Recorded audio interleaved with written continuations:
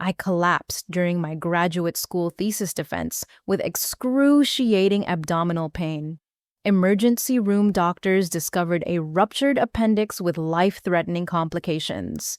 She calls her parents desperately from the hospital gurney, begging them to come, but they dismiss her pain as attention-seeking dramatics because it coincides with her sister Brooklyn's charity gala premiere. "You always do this during Brooklyn's important moments," her mother snaps before hanging up. Alone and terrified, I face emergency surgery while my family celebrated elsewhere, choosing champagne over their daughter's crisis. The morning had started like any other Thursday in May. I stood in the university conference room, my hands trembling slightly as I adjusted the microphone before beginning my master's thesis presentation on watershed conservation in the Pacific Northwest.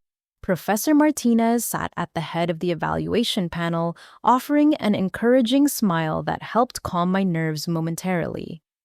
The ecological impact of industrial runoff on salmon spawning grounds has reached critical levels. I began clicking through my first slide. A sharp pain stabbed through my lower right abdomen, causing me to pause mid-sentence. I pressed my hand against my side, hoping the discomfort would pass. The panel of 5 professors watched attentively as I continued discussing my research methodology. The pain intensified, with each breath radiating across my stomach like fire spreading through dry grass. Professor Martinez noticed my distress when I gripped the podium for support. "Are you feeling all right, Althea?" he asked, his voice filled with genuine concern. "Just nervous," I lied, forcing a smile while sweat beaded on my forehead. The questioning phase began, and I struggled to focus on their inquiries about data collection and statistical analysis. Each movement sent waves of agony through my core. Dr. Peterson asked about my future research plans, but I could barely concentrate on forming coherent responses. The pain had evolved from sharp stabs to a constant burning ache that made standing nearly impossible. I excused myself briefly, stumbling to the hallway where I pulled out my phone with shaking fingers. My father, Harold, answered on the 3rd ring. "Althea, how did the defense go? Are you calling to celebrate already?" "Dad, something's wrong," I gasped, leaning against the wall for support. "I'm in terrible pain. I think I need to go to the hospital."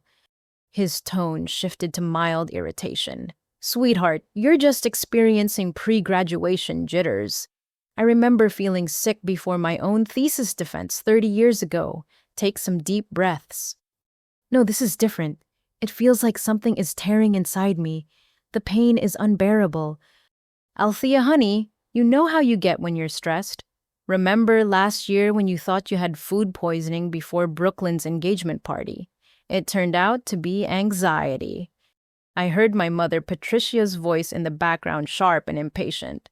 "Is that Althea? Tell her we cannot deal with dramatics today. The florist is arriving in 2 hours and the caterers need final headcount confirmation." My father covered the phone partially, but I still caught fragments of their conversation. "She says she's sick. I know, terrible timing. Yes, Brooklyn's big night." "Dad, please listen to me," I pleaded, my voice breaking. "I can barely stand up.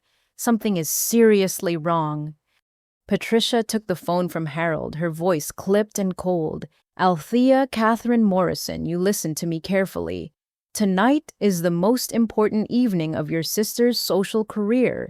She has worked for 18 months planning this childhood cancer awareness gala.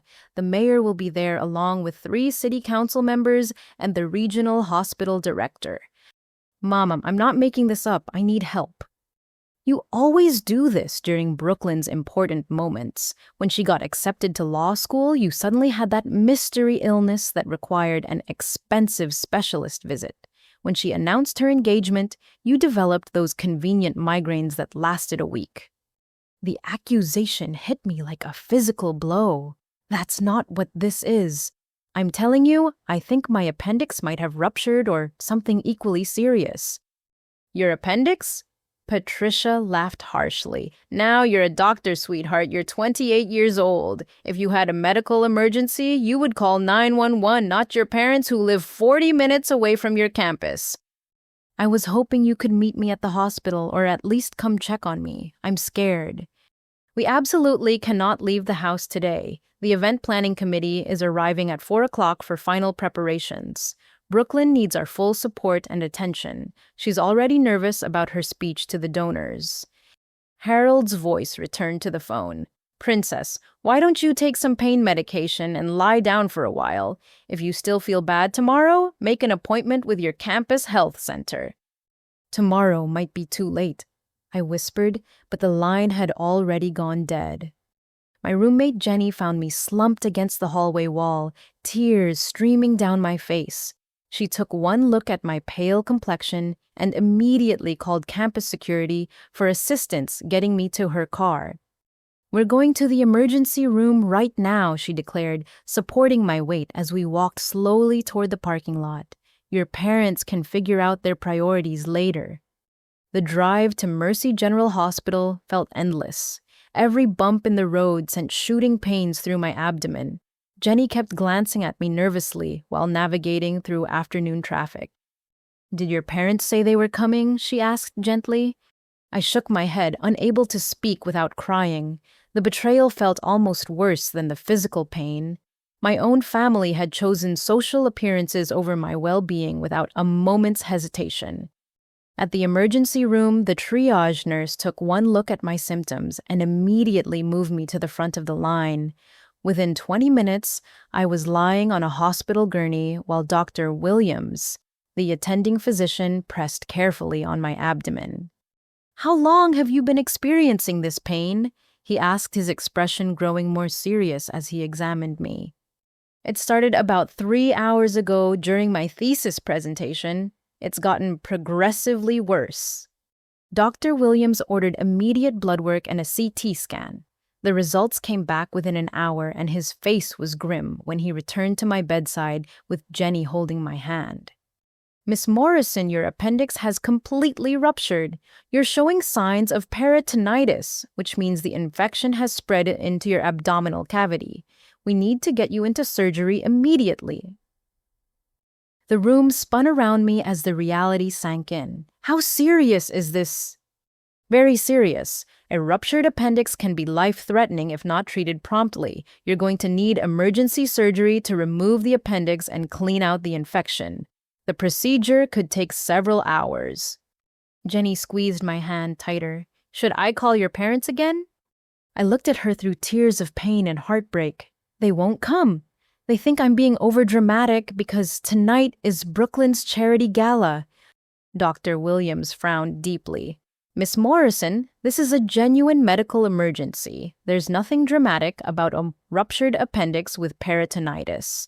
You could have died if you'd waited much longer to seek treatment. As the surgical team prepared me for the operating room, I realized that my parents had chosen champagne and social networking over their daughter's survival. The anesthesia mask covered my face, and my last conscious thought was wondering if they would even notice if I never came home. I drifted in and out of consciousness as the anesthesia wore off my throat raw from the breathing tube and my abdomen feeling like it had been torn open and stitched back together with fishing line. The recovery room was dimly lit, filled with the steady beeping of monitors and the soft conversations of medical staff attending to other patients. Dr. Williams appeared at my bedside, his surgical scrubs replaced with a white coat, his expression more serious than I remembered from our pre-surgery consultation. Jenny sat in the chair beside me, her eyes red from crying and exhaustion. How are you feeling, Althea? Dr. Williams asked, checking the chart attached to my bed rail. Like I've been hit by a truck. I croaked, my voice barely audible. How long was I in surgery? 4 hours and 15 minutes. We encountered several complications that extended the procedure significantly beyond our initial estimate. My heart sank as I processed this information. Jenny reached over to hold my hand, her touch gentle but reassuring. Dr. Williams pulled up a chair, positioning himself where I could see him clearly without straining my neck. Your appendix had been ruptured for several hours before you arrived at the hospital. The infection had spread throughout your abdominal cavity, requiring extensive cleaning and irrigation. What does that mean for my recovery? We had to place 3 drainage tubes to help clear the remaining infection from your abdomen. You'll need at least 2 additional surgical procedures over the next 10 days to ensure we've eliminated all traces of peritonitis. Jenny's grip on my hand tightened. I called your parents 6 times during the surgery, she said softly. I left detailed messages explaining the situation and asking them to come to the hospital. Did they call back? They sent flowers, Jenny replied, her voice filled with disgust. The card says, "Get well soon, we'll visit after the gala weekend." I closed my eyes, feeling a different kind of pain that had nothing to do with my surgical incisions. After the gala weekend. Apparently, they have a brunch event tomorrow with the major donors to discuss future fundraising opportunities, Jenny continued. The florist delivered the arrangement about an hour ago. Yellow roses with baby's breath. Dr. Williams looked between Jenny and me, clearly processing the family dynamics at play. Miss Morrison, you're going to need substantial support during your recovery. This isn't a simple outpatient procedure. You'll be in the hospital for at least 7 more days, followed by 4 to 6 weeks of limited activity at home. What kind of limited activity?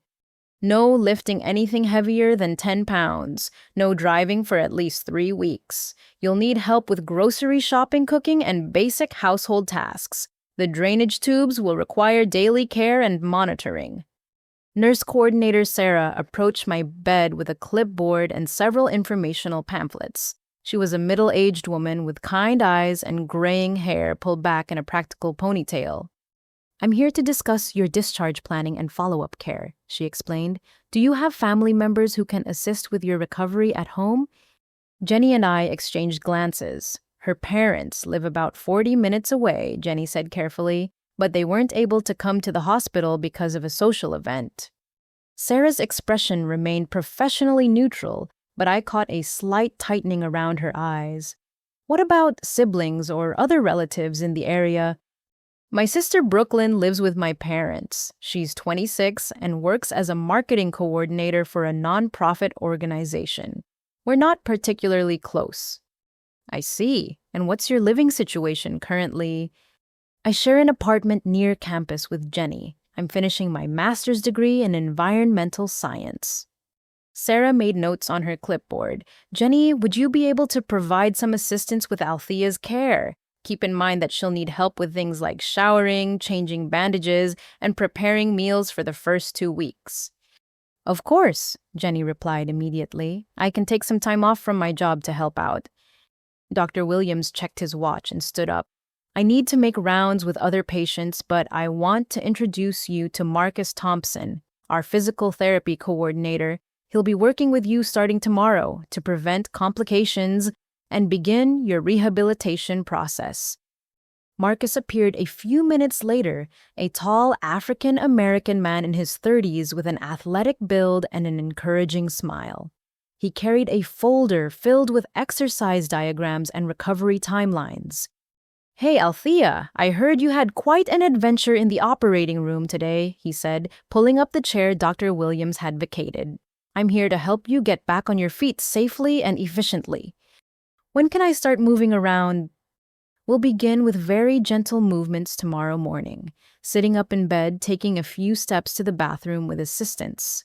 Nothing strenuous for the next 2 weeks, but movement is crucial for preventing blood clots and promoting healing.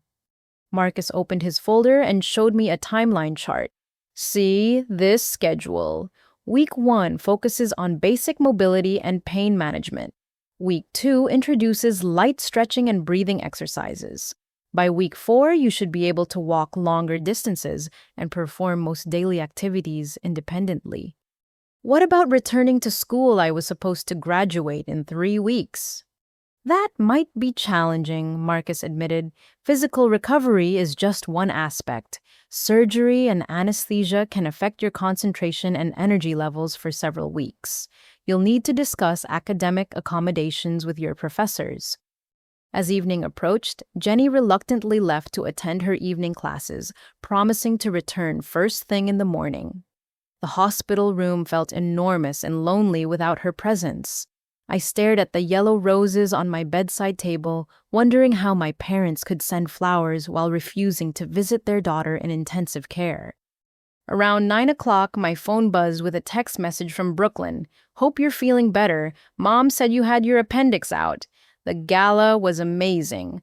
We raised $42,000. I'll try to visit this weekend if I'm not too exhausted from the cleanup." I turned off my phone without responding, the casual tone of her message, highlighting the vast disconnect between my medical crisis and their social priorities. Through the pain medication haze, I began to understand that my family had revealed something fundamental about their values. When faced with choosing between my survival and their social standing, they had chosen the latter without hesitation. The night nurse, a compassionate woman named Rita, checked on me every few hours, adjusting my pain medication and monitoring the drainage tubes. "Are you expecting any family visitors tomorrow?" she asked during her 2 a.m. rounds. "No," I replied quietly. "They're busy with post-event activities." Rita paused in her chart documentation, studying my face carefully. "Honey, I've been a nurse for 22 years. I've seen a lot of families handle medical crises in different ways, but I've never seen a patient with a ruptured appendix left completely alone during the initial recovery period. They think I'm being overdramatic." "Overdramatic!" Rita's voice rose slightly before she caught herself and lowered it again. "Sweetie, you nearly died today. If you had waited another few hours to seek medical attention, we might not be having this conversation." Her words hit me with unexpected force. I had nearly died alone and afraid while my family celebrated social achievements 40 minutes away. The reality of my situation was finally beginning to sink in through the layers of shock and medication. "Try to get some rest," Rita said gently, dimming the lights around my bed. "Tomorrow will be a better day." But as I lay in the darkness, listening to the sounds of the hospital around me, I wasn't sure anything would ever be the same again. The morning of day 3 brought a flurry of medical activity. Dr. Williams arrived early for his rounds, followed by Marcus for my first real physical therapy session. I managed to walk 15 feet down the hallway with assistance, a small victory that left me exhausted but encouraged. Jenny had returned with homework assignments from my professors and a care package of comfortable clothing and personal items from our apartment. She was helping me brush my teeth when Brooklyn finally appeared in the doorway, dressed in an elegant navy blazer and matching skirt that probably cost more than my monthly rent. "Oh my goodness, Althea, you look so pale," Brooklyn exclaimed, though she remained near the doorway rather than approaching my bed. "I'm so sorry I couldn't come sooner. The post-gala obligations have been absolutely insane." She carried a designer handbag and what appeared to be a gift bag with tissue paper spilling from the top. Her makeup was flawless despite the early hour, and her blonde hair fell in perfect waves around her shoulders. How are you feeling?" she asked, finally stepping closer, but avoiding looking directly at the drainage tubes attached to my abdomen. "I've been better," I replied honestly. "The surgery was more complicated than expected." "Oh, minor surgery always seems worse than it really is," Brooklyn said dismissively, settling into the visitor's chair while maintaining her perfect posture. "I had my wisdom teeth removed last year and I felt terrible for days afterwards." Jenny excused herself to get coffee, but I caught the look of disgust that crossed her face at Brooklyn's comparison between wisdom tooth extraction and emergency abdominal surgery. "I brought you some goodies from the gala." Brooklyn continued opening the gift bag with enthusiasm. The sponsors provided amazing swag bags for all the committee members. She pulled out a silk scarf, some luxury hand lotion, and a small box of gourmet chocolates. "I thought these might cheer you up during your recovery." "Thank you," I said, though the gesture felt hollow given the circumstances. Brooklyn's attention immediately shifted to her phone as she began scrolling through photos. You absolutely must see the pictures from Saturday night. The photographer captured everything beautifully. She turned her screen toward me, displaying a series of professionally shot images from the gala. My parents looked elegant and happy, surrounded by well-dressed donors and community leaders. Brooklyn looked radiant in an emerald green gown, posing confidently with various dignitaries. The mayor's wife specifically complimented my speech about childhood cancer research funding. She said it was the most moving presentation she'd heard at a charity event in years. I studied the photos, noticing the genuine smiles and relaxed body language of everyone present. They had clearly enjoyed themselves immensely while I fought for my life 40 minutes away. "Where did you tell people I was?" I asked quietly. "Oh, I just mentioned you had minor stomach issues and couldn't attend. Nothing dramatic or embarrassing that would detract from the evening's purpose." Minor stomach issues. Well, yes, I mean, appendix removal is pretty routine these days, right? People have that surgery all the time. I felt a chill that had nothing to do with the hospital's air conditioning. "Brooklyn, my appendix ruptured. I had life-threatening complications. I was in surgery for over 4 hours." Brooklyn looked up from her phone with mild surprise. "Really? Mom said it was a simple outpatient procedure and that you'd be home the next day." "I nearly died. I'm going to be in the hospital for at least another week, followed by 6 weeks of recovery at home." Oh. Brooklyn processed this information while continuing to scroll through her photos. "Well, I'm sure you'll feel much better soon. You've always been so dramatic about illness." Her casual dismissal stung more than any physical pain I was experiencing. "Dramatic!" You know what I mean. Like in high school when you claimed to have mono for 3 weeks and missed my sweet 16 party. Or in college when you had that mysterious digestive disorder during my sorority formal weekend. I stared at her in disbelief. I actually did have mono. The doctor confirmed it with blood tests, and the digestive disorder was inflammatory bowel disease that required 6 months of treatment. If you say so," Brooklyn replied with a slight shrug, returning her attention to her phone. Jenny reappeared with coffee and immediately sensed the tension in the room. She positioned herself protectively near my bed, eyeing Brooklyn with barely concealed hostility. "I need to leave soon," Brooklyn announced, checking her expensive watch. "I have a brunch meeting with the hospital foundation director to discuss future collaboration opportunities. The networking connections from the gala are already paying dividends." She stood up and smoothed her skirt, then leaned over to give me an air kiss that didn't actually make contact with my cheek. "Feel better soon, sissy. I'll try to visit again next week if my schedule permits." After Brooklyn left the room, felt both emptier and somehow cleaner, as if her dismissive energy had been sucking oxygen from the space. Jenny sat down heavily in the visitor's chair, shaking her head in amazement.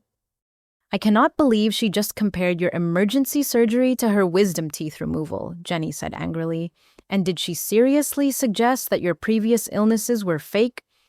Before I could respond, there was a gentle knock on the doorframe. An older man in clerical clothing stood there with a kind expression and graying beard. "Miss Morrison, I'm Father Rodriguez, the hospital chaplain. I hope I'm not intruding, but the nursing staff mentioned you might benefit from some spiritual support during your recovery." "I'm not particularly religious," I admitted, "but I'd welcome the company." Father Rodriguez entered and introduced himself to Jenny before pulling up a chair. "I'm not here to convert anyone or push religious beliefs. Sometimes people just need someone to listen, especially when they're facing challenging circumstances alone." "How did you know I was alone?" "The nursing staff mentioned that you've had very few visitors despite being here for several days with a serious medical condition. That's unusual for someone your age." I found myself explaining the situation with my family, their priorities regarding Brooklyn's gala, and the dismissive visit I'd just endured. Father Rodriguez listened without judgment, occasionally nodding or asking clarifying questions. "It sounds like you're dealing with 2 different types of pain," he observed. the physical recovery from surgery, and the emotional impact of feeling abandoned by people you expected to support you. I keep wondering if I'm overreacting. Maybe they're right that I'm being dramatic. Miss Morrison, I've been providing pastoral care in this hospital for 15 years. I've seen thousands of families navigate medical crises. Your situation is genuinely serious, and your family's absence is genuinely unusual. Jenny reached over to squeeze my hand. You're not overreacting. Normal families drop everything when their daughter has emergency surgery. Father Rodriguez stayed for another 30 minutes, offering practical advice about processing difficult emotions during recovery and providing contact information for ongoing counseling support if I was interested. After he left, I lay in bed staring at the ceiling tiles and replaying Brooklyn's visit in my mind. Her casual dismissal of my medical crisis, combined with her obvious pride in the Gala's success, crystallized something important for me. My family didn't see me as a person deserving of care and concern. They saw me as an inconvenience that occasionally disrupted their more important priorities. Brooklyn's visit hadn't been motivated by sisterly love or genuine concern for my well-being. She had come to share her social triumph and collect praise for her charitable work. The pattern had been there for years, but I had always made excuses or convinced myself that I was imagining things. Now faced with the stark reality of lying alone in a hospital bed while they celebrated social achievements, I could no longer deny the truth about my place in their hierarchy of importance. That evening, as Jenny prepared to leave for her evening classes, she hesitated at the foot of my bed. Have you thought about what you want to do after you're discharged? I mean, about living arrangements and family relationships. I replied quietly. I'm starting to think about a lot of things differently. The yellow roses on my bedside table had begun to wilt, their edges turning brown and their petals dropping onto the surface below. I reached over and dropped them into the wastebasket, finding a small measure of satisfaction in the gesture. For the first time since my surgery, I was beginning to feel something other than pain and sadness. I was beginning to feel angry, and surprisingly, that anger felt like strength. Physical therapy with Marcus had progressed to walking the entire length of the hospital corridor without assistance, though the drainage tubes still made movement awkward and uncomfortable. I was managing solid foods again and beginning to feel more mentally alert as my body recovered from the trauma of surgery. Jenny had gone home to shower and change clothes when my Aunt Linda arrived, unexpectedly carrying a large bouquet of sunflowers and wearing a worried expression that immediately put me on edge. "Sweetheart," she said, rushing to my bedside and gathering me into a gentle hug that carefully avoided my surgical sites. I got here as soon as I could manage the travel arrangements. Aunt Linda was my mother's younger sister, a high school biology teacher who lived in Portland, Oregon. She had always been the more practical and emotionally available member of my extended family, though we rarely saw each other due to geographic distance. "I thought you knew I was here," I said, confused by her obvious distress. "Didn't Mom tell you about my surgery?" Linda's expression darkened as she pulled up the visitor's chair. "I called your mother yesterday to discuss Thanksgiving plans. I mentioned wanting to visit you during your recovery from appendix surgery, and she looked at me like I was speaking a foreign language." "What do you mean?" "She told me you had a routine outpatient procedure on Friday and went home the same day. She said you were milking the attention and that I shouldn't encourage your dramatic tendencies by making a special trip to see you." I felt the familiar sensation of the ground shifting beneath me. "She told you it was outpatient surgery." "Exactly. She said it was a simple laparoscopic procedure that took 30 minutes and that you were probably back at school by Monday. When I pressed for details about your recovery, she got irritated and said you had a tendency to exaggerate medical issues for sympathy." Aunt Linda reached into her purse and pulled out her phone, scrolling through text messages. "Look at this conversation we had yesterday morning." She showed me a series of messages where Patricia had explicitly described my surgery as minor and routine, dismissing Linda's concerns about traveling to visit me. The final message from my mother read, "Linda, please don't feed into Althea's attention-seeking behavior. She's perfectly fine and doesn't need visitors fussing over her." "I decided to drive down here anyway," Linda continued, "because something about the whole situation didn't feel right. I've known you since you were born, and you've never been dramatic about anything, let alone medical issues." Linda looked around the hospital room, taking in the IV pole, the drainage tube apparatus, and the obvious signs of serious medical intervention. "This is not outpatient surgery." "I nearly died," I said quietly. "My appendix had been ruptured for hours before I got to the hospital. I was in surgery for over 4 hours, and I'll need 2 more procedures to clear the infection." Linda's face went pale. "Oh my God, Patricia told me you were being overdramatic about minor stomach pain." "I called them during my thesis defense when the pain became unbearable. They refused to come to the hospital because it was the day of Brooklyn's charity gala. They chose a social event over their daughter's medical emergency." I nodded, feeling tears start to form. "Brooklyn visited for 20 minutes on Monday. She compared my surgery to her wisdom tooth extraction and told me about the gala photos." Linda stood up abruptly and began pacing around the small room. "This is insane. I cannot believe my own sister would lie about her daughter's medical condition to avoid acknowledging her own negligence." "It gets worse," I continued. "Brooklyn said Mom told people I had minor stomach issues, so my absence wouldn't detract from the evening. She's been rewriting the narrative to make herself look better." "Have they visited you at all since the surgery?" "No. They sent flowers with a card saying they'd visit after the gala weekend. That was 4 days ago." Linda sat back down her hands, trembling slightly with anger. "Honey, this is not normal family behavior. I've been trying to give Patricia the benefit of the doubt for years, but this crosses every line of basic human decency." She leaned forward, her voice gentle but serious. "I need to tell you some things about your mother's patterns that you might not have recognized because you grew up in the middle of them." Over the next hour, Linda shared observations and memories that painted a disturbing picture of my mother's lifelong tendency to minimize other people's pain while dramatizing her own minor discomforts. She described family gatherings where Patricia had dominated conversations with elaborate descriptions of her headaches or fatigue, while dismissing or ignoring more serious health issues affecting other relatives. When your grandmother had her first heart attack, Patricia complained that the timing was inconsiderate because she had planned a dinner party that weekend. She actually suggested that Grandma was exaggerating her symptoms for attention. I remember that dinner party being canceled, but I thought it was because of Grandma's emergency.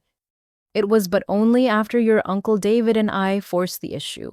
Patricia wanted to proceed with the party and visit the hospital the following week when it was more convenient. Linda continued sharing examples: Patricia's dismissive response to her own father's cancer diagnosis, her irritation when Linda's divorce proceedings interfered with holiday plans, her pattern of scheduling social events that conflicted with other family members' important milestones.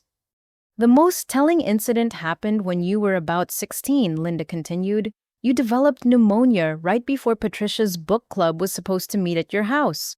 Instead of canceling or moving the meeting, she insisted you stay in your room and try not to cough loudly so you wouldn't disrupt their discussion." I remembered that illness vividly. I had felt terrible for weeks, but was told I was fighting a little cold and needed to push through it. When the pneumonia was finally diagnosed, Patricia had seemed annoyed by the doctor's recommendation for bed rest and prescription antibiotics. "I offered to take you home with me to Portland so you could recover properly," Linda said. "Patricia refused, claiming it would be disruptive to your school routine. But really, she didn't want to admit that she had ignored a serious illness." Hospital social worker Mrs. Chen knocked on the door and entered when invited. She was a petite Asian American woman with a professional demeanor and a clipboard full of paperwork. "Miss Morrison, I wanted to check on your support system planning for discharge," she said, glancing between Linda and me. I understand your immediate family hasn't been available to participate in discharge planning. That's correct, Linda replied. I'm Althea's aunt from Oregon. I drove down when I learned about her surgery. Mrs. Chen made notes on her clipboard. Have your parents provided any indication of when they might be available to discuss post-discharge care needs?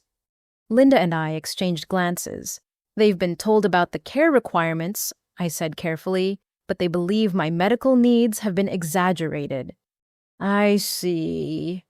Mrs. Chen's expression remained professionally neutral, but I caught the slight tightening around her eyes that seemed to be a universal healthcare worker response to family dysfunction. What's your current living situation? I share an apartment with my roommate Jenny. She's been here every day and has offered to help with my recovery.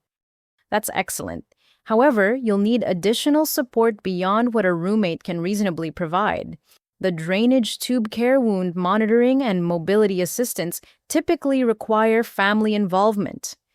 Linda spoke up immediately. I'm planning to stay for the rest of the week to help with the transition home. After that, I can arrange regular check-ins and support as needed. Dr. Williams appeared in the doorway holding my updated chart and looking more optimistic than I'd seen him since my admission.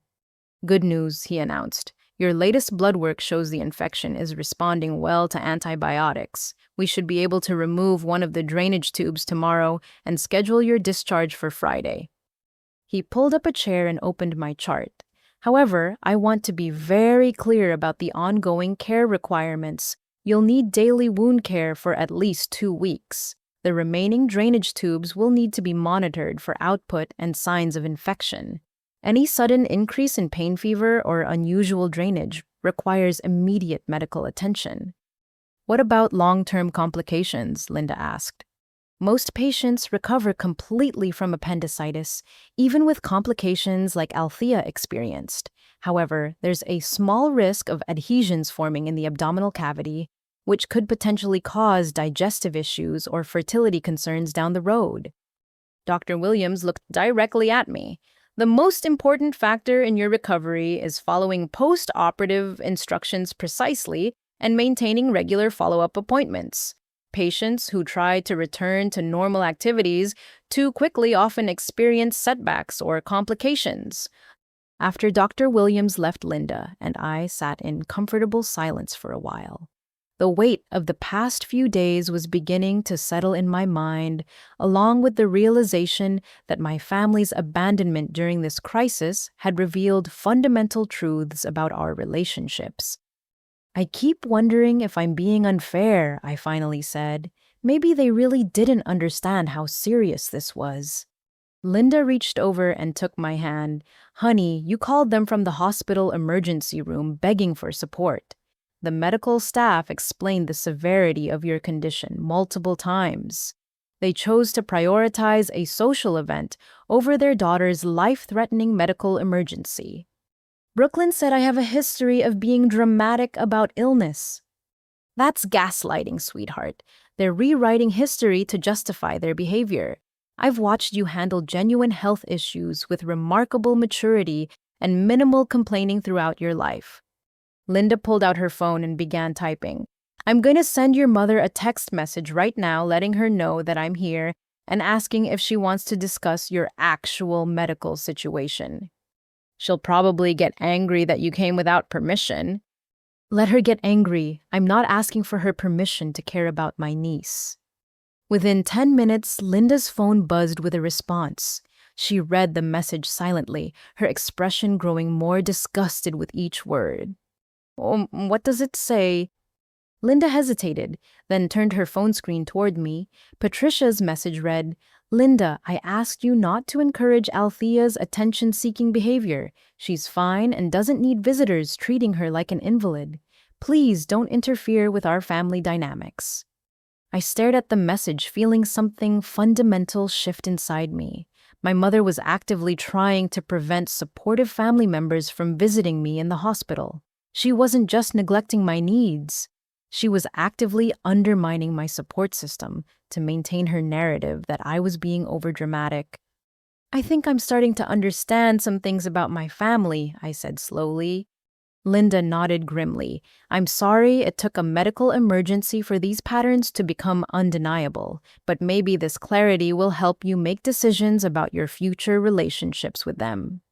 That evening, after Linda had gone to her hotel for the night, I lay awake thinking about the conversation and the years of similar experiences I had dismissed or explained away.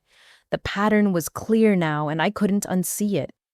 My family's love was conditional on my convenience to their priorities. When I was useful or unobtrusive, I received attention and affection. When I needed support or care, I was labeled dramatic or attention-seeking and pushed aside. The most painful realization was that this dynamic would never change no matter how much I accommodated their preferences or minimized my own needs. They had shown me exactly who they were during the most vulnerable moment of my life. For the first time since my surgery, I began to think seriously about what my life might look like if I stopped trying to earn their love and started building relationships with people who offered it freely. Friday morning arrived with a sense of anticipation I hadn't felt since before my surgery. Dr. Williams had cleared me for discharge, and the final drainage tube had been removed the previous evening. I was still moving slowly and carefully, but the prospect of leaving the hospital felt like genuine progress. Professor Martinez appeared in my doorway around 10 o'clock, accompanied by Dr. Anderson, the head of the Environmental Science Department. Both men looked genuinely concerned and carried flowers, along with what appeared to be official university paperwork. Althea, we've been worried about you since Jenny explained what happened, Professor Martinez said, settling into the visitor's chair while Dr. Anderson remained standing near the window. How are you feeling? Much better than I was a week ago, I replied honestly, though I'm still pretty limited in what I can do physically. Dr. Anderson opened the folder he was carrying and spread several documents across the rolling bedside table. We've been discussing your situation with the graduate school administration. Given the circumstances of your medical emergency, we've made some adjustments to your academic timeline. Professor Martinez leaned forward with an encouraging expression. First, we've postponed your thesis defense indefinitely. When you're ready to reschedule, probably in 6 to 8 weeks, the same committee will reconvene to complete your evaluation. What about graduation? I was supposed to walk in 3 weeks. You can participate in the December ceremony instead, Dr. Anderson explained. Your degree requirements will be complete once you successfully defend your thesis, regardless of when the ceremony takes place. Professor Martinez pulled out another document with the university letterhead. More importantly, we'd like to offer you a research assistantship position for the summer months. The position comes with a full stipend that would cover your living expenses while you recover. I stared at the paperwork, hardly believing what I was hearing. A research assistantship. The watershed conservation project you presented in your thesis has caught the attention of the State Environmental Protection Agency, Dr. Anderson continued. They're interested in funding expanded research on salmon habitat restoration, and we think you're the perfect candidate to lead the preliminary studies. The position would begin in July, giving you time to fully recover from surgery, Professor Martinez added.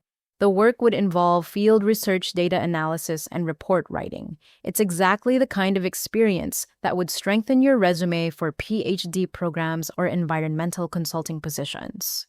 Dr. Anderson pulled up a chair and joined the conversation. Jenny mentioned that you might need some independence from family support during your recovery. This position would provide both financial stability and meaningful work while you're figuring out your next steps.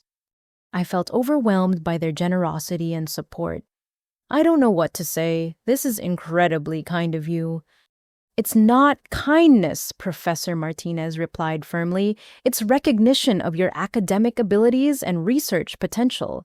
Your thesis work is genuinely impressive, and this medical emergency shouldn't derail your career trajectory. Professor Martinez leaned back in his chair, his expression becoming more personal. I should probably share something with you that might help explain why I'm particularly invested in your success. I grew up in foster care after my parents abandoned me when I was 12 years old. I looked at him with surprise. In 2 years of working together, he had never mentioned his background. I understand what it feels like to face a crisis without family support, he continued. Academic mentorship became a form of chosen family for me. The professors who believed in me and provided guidance when my biological family failed me literally saved my life. I had no idea. Not many people do, but I recognize something in you that reminds me of my younger self. You have tremendous resilience and intellectual curiosity, but you've been conditioned to minimize your own needs and achievements. Dr. Anderson nodded in agreement. The fact that you completed your thesis presentation while experiencing appendicitis symptoms demonstrates remarkable dedication. Most students would have postponed or canceled under those circumstances. I didn't want to disappoint anyone. That's exactly what I mean, Professor Martinez said gently. You prioritized other people's expectations over your own physical well-being. That pattern can be dangerous if it continues. After the professors left, I felt emotionally drained, but also hopeful in a way I hadn't experienced in years. The research assistantship represented both financial independence and professional validation at exactly the moment when I needed both most desperately. Around lunchtime, Mrs. Johnson knocked on my doorframe.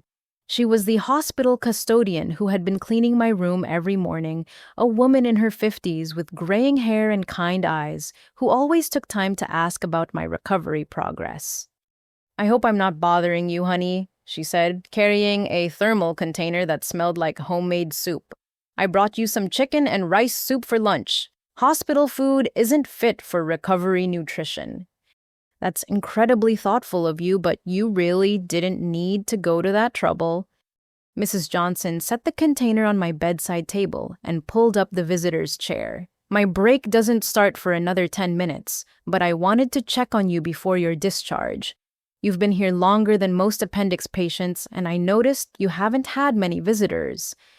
My family has been dealing with some other obligations, I said carefully. Honey, I've been cleaning hospital rooms for 8 years. I know what normal family support looks like during medical emergencies, and what you've experienced isn't normal. She opened the soup container and handed me a plastic spoon from her apron pocket. This might sound presumptuous, but I see something in you that reminds me of my own daughter when she was your age. What do you mean? Oh, smart, capable, always trying to make excuses for other people's bad behavior. My daughter spent years trying to earn approval from people who were never going to give it to her freely.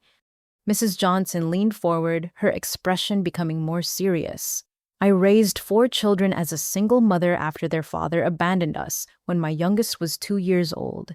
People said I was ruining their lives by not providing a traditional family structure. That must have been incredibly difficult. It was challenging, but it taught me something important about family relationships. Real family shows up when you need them regardless of convenience or social obligations. Biology doesn't guarantee love, and love doesn't require biology. She stood up and smoothed her uniform. All 4 of my children graduated from college. 2 of them are teachers, 1 is a nurse, and my youngest is finishing law school. They learned that family is about commitment and care, not just shared DNA. What happened to their father? He tried to reconnect when they became successful adults, claiming credit for their achievements and wanting relationships on his terms. They politely declined. They had built chosen families with people who had earned their trust and love through consistent support. Mrs. Johnson headed toward the door, then paused and turned back.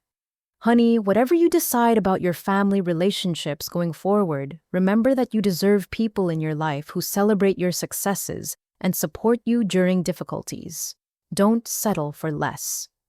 The afternoon brought a visit from Jenny's parents who had driven down from Minneapolis to help with my transition home. Carol and Robert Jensen were warm, practical people who immediately began organizing my discharge logistics with the efficiency of experienced parents. Jenny told us about your situation with your family, Carol said gently, while folding my hospital gowns and personal items. We want you to know that you're welcome to come stay with us in Minneapolis for your recovery period if you think a change of environment would be helpful. That's incredibly generous, but I couldn't impose like that. Robert was reviewing my discharge instructions and post-operative care requirements. It's not an imposition if we're offering freely. We have a guest bedroom and a flexible schedule. Carol is a retired nurse, so she could help with your medical care. We've watched Jenny worry about you all week, Carol continued. She's told us wonderful things about your friendship and your academic achievements. We'd be honored to help support your recovery. I felt overwhelmed by their genuine warmth and unconditional offer of help. Why would you do this for someone you barely know? Because that's what decent people do when someone needs help, Robert replied simply. Besides, any friend of Jenny's who has earned her loyalty and respect has earned ours as well. Jennifer has excellent judgment about character, Carol added. If she considers you family, then we do too. Their matter-of-fact acceptance and support provided such a stark contrast to my biological family's conditional love that I found myself crying with relief and gratitude. Marcus appeared for my final physical therapy session, carrying a folder of home exercise instructions and recovery guidelines. His encouraging presence had become a source of stability during my hospital stay. "So how are you feeling about going home?" he asked while guiding me through gentle stretching exercises. "Nervous, but ready. I'm grateful to be healing, but I'm also anxious about managing everything independently." Marcus nodded thoughtfully. Recovery from major surgery is as much about emotional healing as physical healing, especially when you've experienced trauma beyond the medical crisis itself. "What do you mean?" "Being abandoned by your family during a life-threatening emergency is its own form of trauma. It's normal to feel confused, angry, and uncertain about relationships going forward." Marcus sat down and opened my discharge folder. "I want to share something with you that might help put your situation in perspective. 3 years ago, I was in a motorcycle accident that required multiple surgeries and months of rehabilitation." "That sounds terrible."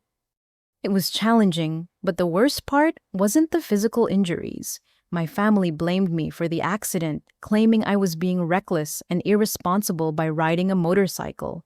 They visited me once in the hospital to lecture me about my poor judgment, then disappeared during my recovery. How did you handle that?" "I had to learn to distinguish between people who loved me conditionally, based on my behavior, meeting their expectations, and people who loved me unconditionally, regardless of circumstances. The accident forced me to recognize patterns I had been ignoring for years." Marcus handed me the exercise instruction sheets. The people who showed up consistently during my recovery became my chosen family. Some were friends, some were colleagues, some were people I had barely known before the accident. But they proved their care through actions, not just words. "What happened with your biological family?" "We have very limited contact now. They occasionally reach out when they need something from me or want to appear caring to other people. But I learned to build my life around relationships that are based on mutual respect and genuine affection." "Do you ever regret that decision?" "Never. My life is much more peaceful and authentic now. I stopped wasting energy trying to earn love from people who were never going to give it freely and started investing in relationships with people who valued me consistently." As evening approached and my discharge preparations were completed, I reflected on the unexpected network of support that had emerged during my hospital stay. Professor Martinez, Dr. Anderson, Mrs. Johnson, the Jensen family, and Marcus had all offered genuine care and practical assistance without any obligation or expectation of reciprocation. Their kindness highlighted the stark contrast with my biological family's abandonment and ongoing dismissal of my medical crisis. For the first time in my life, I was experiencing what unconditional support actually felt like, and I was beginning to understand what I had been missing in my family relationships. Aunt Linda returned that evening to drive me home, bringing comfortable clothes and a wheelchair to make the transition easier. As we prepared to leave the hospital room that had been my world for a week, I took one last look around the space where I had nearly died and begun to understand fundamental truths about love, family, and my own worth. "Ready to start the next phase of your recovery?" Linda asked gently. "Yes," I replied, and for the first time in years I meant it completely. My studio apartment near campus felt both familiar and foreign after a week in the hospital. Linda had helped me arrange the furniture to accommodate my limited mobility positioning, a comfortable chair near the window where I could rest while staying connected to the outside world. The space was small but peaceful, and I appreciated having control over my environment during recovery. The research assistantship paperwork sat on my desk, officially signed and submitted. Starting in July, I would have both meaningful work and financial independence from my family. The prospect filled me with excitement and anxiety in equal measure. 3 weeks into my recovery, I was managing basic daily activities independently and attending follow-up appointments with Dr. Williams. My physical therapy sessions with Marcus were transitioning to outpatient care, and the remaining surgical sites were healing well. On a Tuesday afternoon, my phone rang with my mother's number displayed on the screen. I had been anticipating this call since my discharge, knowing that eventually they would need to address my extended absence from family contact. "Althea, darling, how are you feeling?" Patricia's voice was artificially cheerful, as if nothing unusual had happened over the past month. "I'm recovering steadily," I replied cautiously. "Wonderful! That's exactly what I wanted to hear. Now I have some exciting news to share. Your father and I have booked a European river cruise for the first 2 weeks of July to celebrate Brooklyn's successful gala and your recovery from surgery." I felt a familiar sinking sensation in my stomach. "A river cruise?" "Yes, it's a luxury tour through Germany and Austria focusing on historical sites and cultural experiences. I've already purchased your ticket, assuming you'll be fully recovered by then and eager for a family vacation." "Mom, I can't travel in July. I'll be starting my research assistantship position at the university, and I'm still under medical care restrictions." Nonsense, sweetheart. It's been a month since your little procedure. Surely you're ready for normal activities by now.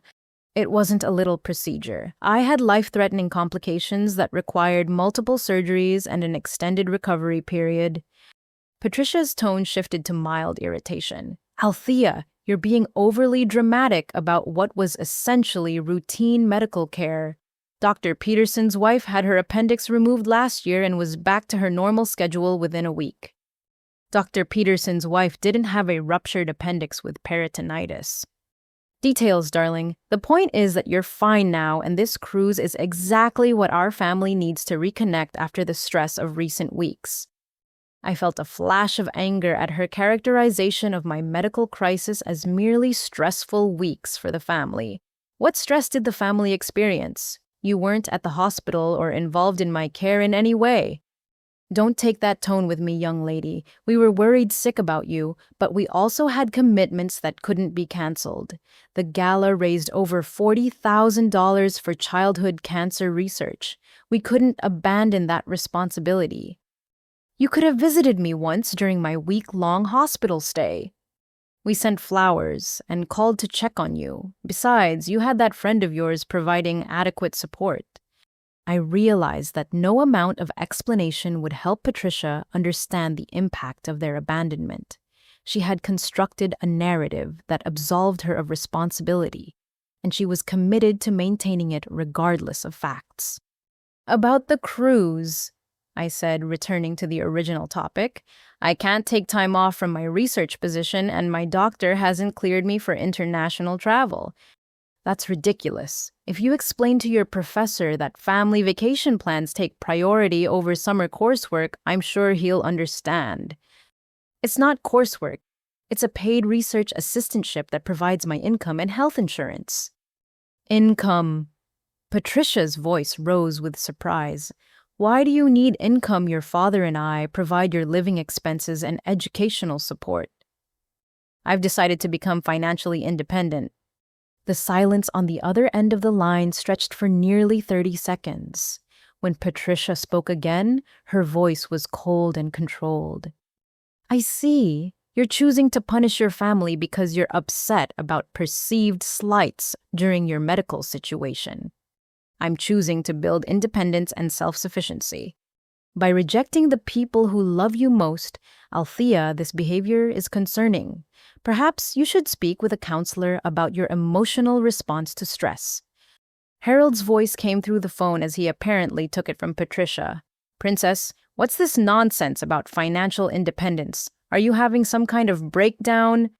No, Dad, I'm making healthy choices about my future. Healthy choices don't involve cutting yourself off from family support systems. We're concerned about your judgment and decision-making ability since the surgery. My judgment is fine. I'm simply choosing to support myself rather than depend on people who abandon me during medical emergencies. Abandon you? Harold's voice escalated. We were dealing with major social and professional obligations. We couldn't drop everything because you had routine medical care.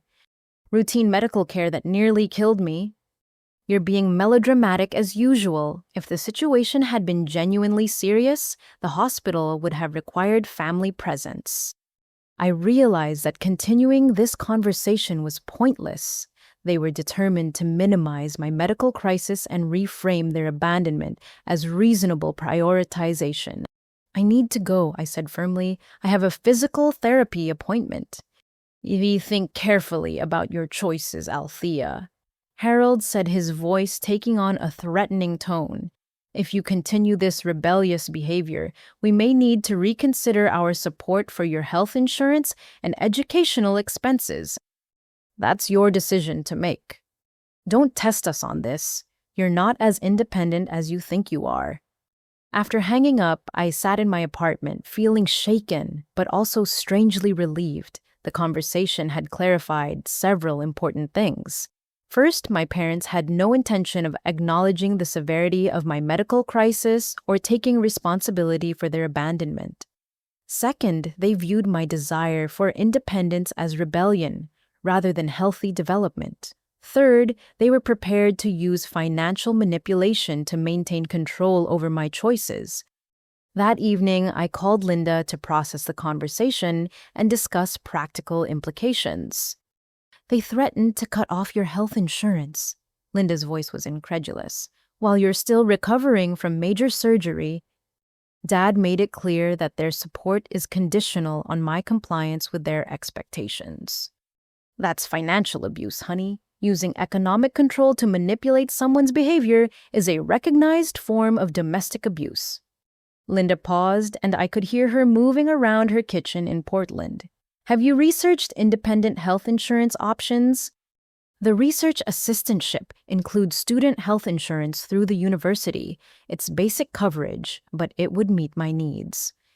What about your living expenses? The assistantship stipend covers my rent and basic needs. I'll need to budget carefully, but I can manage independently. Good. Financial independence is crucial for maintaining boundaries with manipulative family members. That night, I made a series of decisions that would fundamentally change my relationship with my family. I researched health insurance enrollment deadlines, opened my own bank account separate from the joint account my parents had access to, and updated my emergency contact information to remove their names. The process felt both empowering and terrifying. I was deliberately severing financial ties that had provided security throughout my adult life, but I was also freeing myself from the control and manipulation those ties enabled.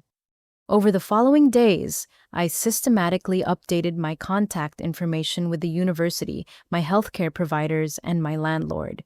I arranged for my mail to be held at the campus post office rather than forwarded to my parents' address. I even changed my phone number, though I gave the new number only to people I trusted completely. The research assistantship would begin in 3 weeks, providing both structure and purpose during the final phase of my recovery. Professor Martinez had arranged for me to work flexible hours, initially accommodating my ongoing medical appointments and energy limitations. When Brooklyn called the following weekend to discuss cruise plans, I let the call go to voicemail. Her message was cheerful and oblivious. "Hey, sissy, Mom told me about the amazing cruise they planned for July. I'm so excited for family bonding time after everything that's happened. Call me back so we can coordinate packing and excursion planning." I deleted the message without responding, feeling a mixture of sadness and relief. Brooklyn remained willfully ignorant about the reality of our family dynamics, choosing to believe in a version of events that maintained her comfortable position as the favored daughter. Dr. Williams cleared me for increased physical activity during my 6-week follow-up appointment, though he emphasized the importance of gradual progression and continued attention to my body's signals. "How are you managing emotionally during your recovery?" he asked, noting something in my expression or demeanor that prompted the question. "Better than I expected, actually. I'm starting to feel like myself again."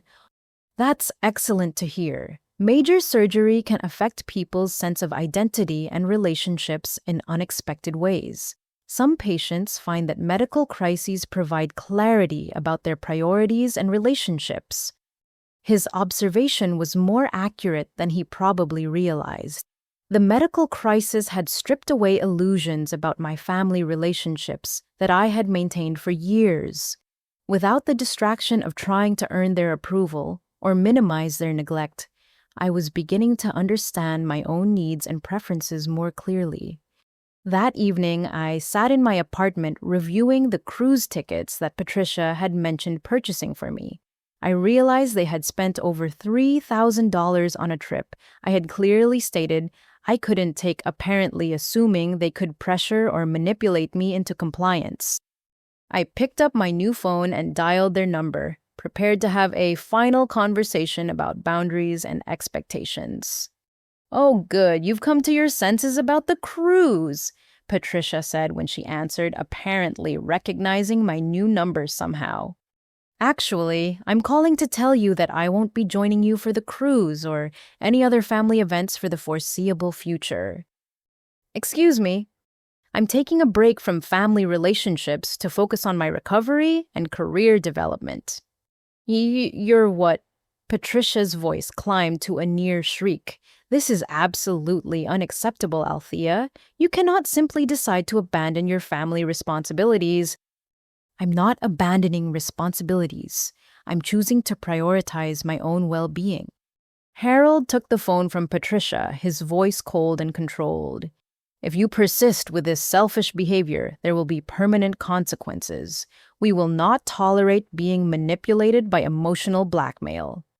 "I'm not trying to manipulate anyone. I'm simply informing you of my decision."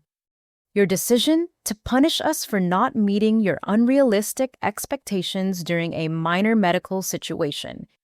My decision to protect myself from people who abandon me during medical emergencies and then threaten me financially when I seek independence." I hung up before he could respond, then immediately blocked their numbers on my new phone. The finality of the action felt both devastating and liberating. For the first time in my adult life, I was completely alone, but I was also completely free to make choices based on my own values and needs, rather than other people's expectations and manipulations. The silence that followed was profound, but it was also peaceful. Moving into my studio apartment had felt temporary when I first signed the lease, a convenient location for finishing my graduate degree. Now, 6 weeks after my surgery, I was transforming the space into a genuine home rather than a transitional living situation. Jenny helped me rearrange furniture and add personal touches that made the small space feel welcoming and peaceful. We hung artwork I had collected during college, organized my growing collection of environmental science books, and created a dedicated workspace for my upcoming research assistantship. "This place actually looks like you now," Jenny observed, stepping back to admire our afternoon of decorating. "Before, it felt like a temporary student housing situation." "It's starting to feel permanent," I agreed. I think I'm finally ready to invest in creating a real home for myself. The research assistantship had begun 2 weeks earlier, and I was thriving in the structured environment of academic work combined with meaningful environmental research. Professor Martinez had assigned me to lead a team studying watershed restoration techniques, work that felt both intellectually challenging and personally fulfilling. My physical recovery had progressed ahead of schedule. Dr. Williams had cleared me for all normal activities, though he recommended continued attention to stress management and adequate rest. The daily routine of research work, physical therapy exercises, and independent living had created a sense of stability I had never experienced before. On a Thursday afternoon in late July, I was reviewing water quality data in my apartment when someone knocked loudly on my front door. I looked through the peephole and saw my parents standing in the hallway, both looking agitated and determined. My heart rate immediately accelerated. I had successfully avoided all contact with them for over a month, and their unexpected appearance felt like an invasion of the peaceful life I had been building. "Althea, we know you're in there," Patricia called through the door. "We need to talk to you immediately." I remained silent, hoping they would eventually leave if I didn't respond. "This behavior is completely unacceptable." Harold's voice joined Patricia's. "You cannot simply disappear from your family without explanation." Their voices were loud enough that I worried about disturbing my neighbors. I reluctantly opened the door, leaving the security chain attached, so I could speak with them while maintaining a physical barrier. "What do you want?" I asked quietly. "What do we want?" Patricia's voice was shrill with indignation. "We want to understand why our daughter has lost her mind and decided to abandon her family over a misunderstanding." "There was no misunderstanding. You abandoned me during a medical emergency, and I've chosen to prioritize relationships with people who actually support me." Harold pushed closer to the door. "Support you? We've supported you financially and emotionally for 28 years. One instance of scheduling conflict doesn't negate decades of love and sacrifice." "Any one instance." I felt my carefully maintained composure beginning to crack. "You refused to visit me during a week-long hospital stay for life-threatening surgery. That's not a scheduling conflict." "You're being deliberately dramatic about what was routine medical care," Patricia insisted. "Dr. Martin's daughter had the same procedure last month and was back to work in 3 days." I realized that no amount of explanation would help them understand the reality of my medical situation or acknowledge their abandonment. They had constructed a narrative that protected their self-image regardless of facts. "I need you to leave now," I said firmly. "We're not leaving until we resolve this situation," Harold replied, his voice taking on the threatening tone I remembered from childhood disagreements. "You're going to listen to what we have to say." At that moment, my neighbor, Mr. Thompson, emerged from the apartment across the hall. He was a retired police officer in his 60s who had always been friendly and helpful during my time in the building. "Is everything all right here?" he asked, looking between my parents and me with the alert expression of someone assessing a potentially problematic situation. "Oh, we're having a private family discussion," Patricia replied coldly. "Private discussions don't usually involve raised voices in hallways," Mr. Thompson observed calmly. "Althea, do you need assistance?" "Yes, actually. I've asked my parents to leave, but they're refusing." Mr. Thompson stepped closer to my door, his presence both protective and authoritative. "Folks, I think it's time for you to respect your daughter's wishes and leave the building." "You have no right to interfere in family matters," Harold said angrily. "I have every right to ensure the peace and safety of residents in this building. If you don't leave voluntarily, I'll need to call building security." Patricia looked between Mr. Thompson and me with obvious frustration. "This is ridiculous. We're her parents, and we have every right to speak with her." "She's an adult who has asked you to leave her home," Mr. Thompson replied firmly. "That ends your rights in this situation." Harold grabbed Patricia's arm and began pulling her toward the elevator. Fine, but this conversation isn't over, Althea. You cannot hide behind strangers forever. You're being selfish and ungrateful, Patricia called over her shoulder as they walked away. Don't expect us to keep enabling this childish behavior. After they disappeared into the elevator, I thanked Mr. Thompson for his intervention and retreated into my apartment with shaking hands and an elevated heart rate that took hours to return to normal. Later that evening, the building manager, Ms. Rodriguez, knocked on my door with a concerned expression and a clipboard in hand. I heard there was some kind of disturbance earlier today involving your parents, she said when I invited her inside. Mr. Thompson filled me in on the basics, but I wanted to check on your safety and discuss building security measures. I appreciate that. They showed up without invitation and refused to leave when I asked them to. Ms. Rodriguez made notes on her clipboard. Do you think they might return or escalate their behavior? I honestly don't know. They seem to believe they have unlimited access to me regardless of my wishes or boundaries. I'm going to add a note to your file requesting that building staff not provide any information about your residence to family members or other visitors. If they return and cause another disturbance, we'll contact police immediately. Thank you. I didn't realize building management could provide that kind of support. Ms. Rodriguez smiled warmly. We take resident safety seriously, especially in situations involving family harassment or domestic issues. You have every right to control who has access to your home regardless of their relationship to you. That night, I called Linda to process the encounter and discuss next steps for maintaining my boundaries. They actually showed up at your apartment uninvited. Linda's voice was filled with outrage. That's harassment, honey. Normal parents don't ambush their adult children at home. I feel like I'm going crazy. They act like I'm being unreasonable for wanting space and independence. You're not going crazy. You're experiencing gaslighting from people who are used to controlling your behavior through manipulation and emotional pressure. Linda paused, and I could hear her moving around her house in Portland. Have you considered documenting these incidents in case their behavior escalates further? What do you mean?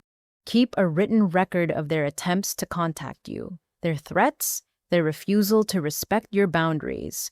If they continue harassing you, you might need evidence for a restraining order. The suggestion that I might need legal protection from my own parents felt surreal, but I had to admit that their behavior was becoming increasingly inappropriate and potentially threatening. I never imagined my life would come to this, I said quietly. I know, sweetheart, but sometimes protecting yourself from toxic family members requires treating them like you would treat any other person who was harassing and threatening you. The following day brought a welcome distraction in the form of increased responsibilities in my research position. Professor Martinez had assigned me to coordinate data collection from multiple watershed sites across the state, work that required both analytical skills and communication with various environmental agencies. How are you adjusting to the independence and responsibility? He asked during our weekly supervision meeting. Better than I expected. I'm discovering that I actually enjoy managing complex projects and working with interdisciplinary teams. That's excellent feedback. You've shown remarkable growth and professional development over the past few months. Professor Martinez leaned back in his office chair, his expression becoming more personal. I hope this isn't overstepping, but I've noticed you seem more confident and focused since your medical recovery. Whatever changes you've made in your personal life appear to be supporting your professional development. I've been learning to prioritize relationships and activities that actually support my goals and well-being. That's a valuable life skill that many people never master. The ability to distinguish between obligations and opportunities, between people who drain your energy and people who enhance it. His observation resonated deeply with my recent experiences. The contrast between my family's constant criticism and manipulation versus the support and encouragement I received from Professor Martinez, Jenny, Linda, and others had become increasingly clear. That evening, I sat in my apartment reflecting on the progress I had made since my surgery. Despite the ongoing family drama, I felt more peaceful and authentic than I had in years. I was building a life based on my own values and priorities, rather than constantly trying to meet other people's expectations. For the first time in my adult life, I was experiencing what it felt like to be surrounded by people who genuinely cared about my well-being and wanted to see me succeed. The contrast with my family's conditional love and constant criticism was striking. I picked up my journal and began writing about the changes I had experienced over the past few months.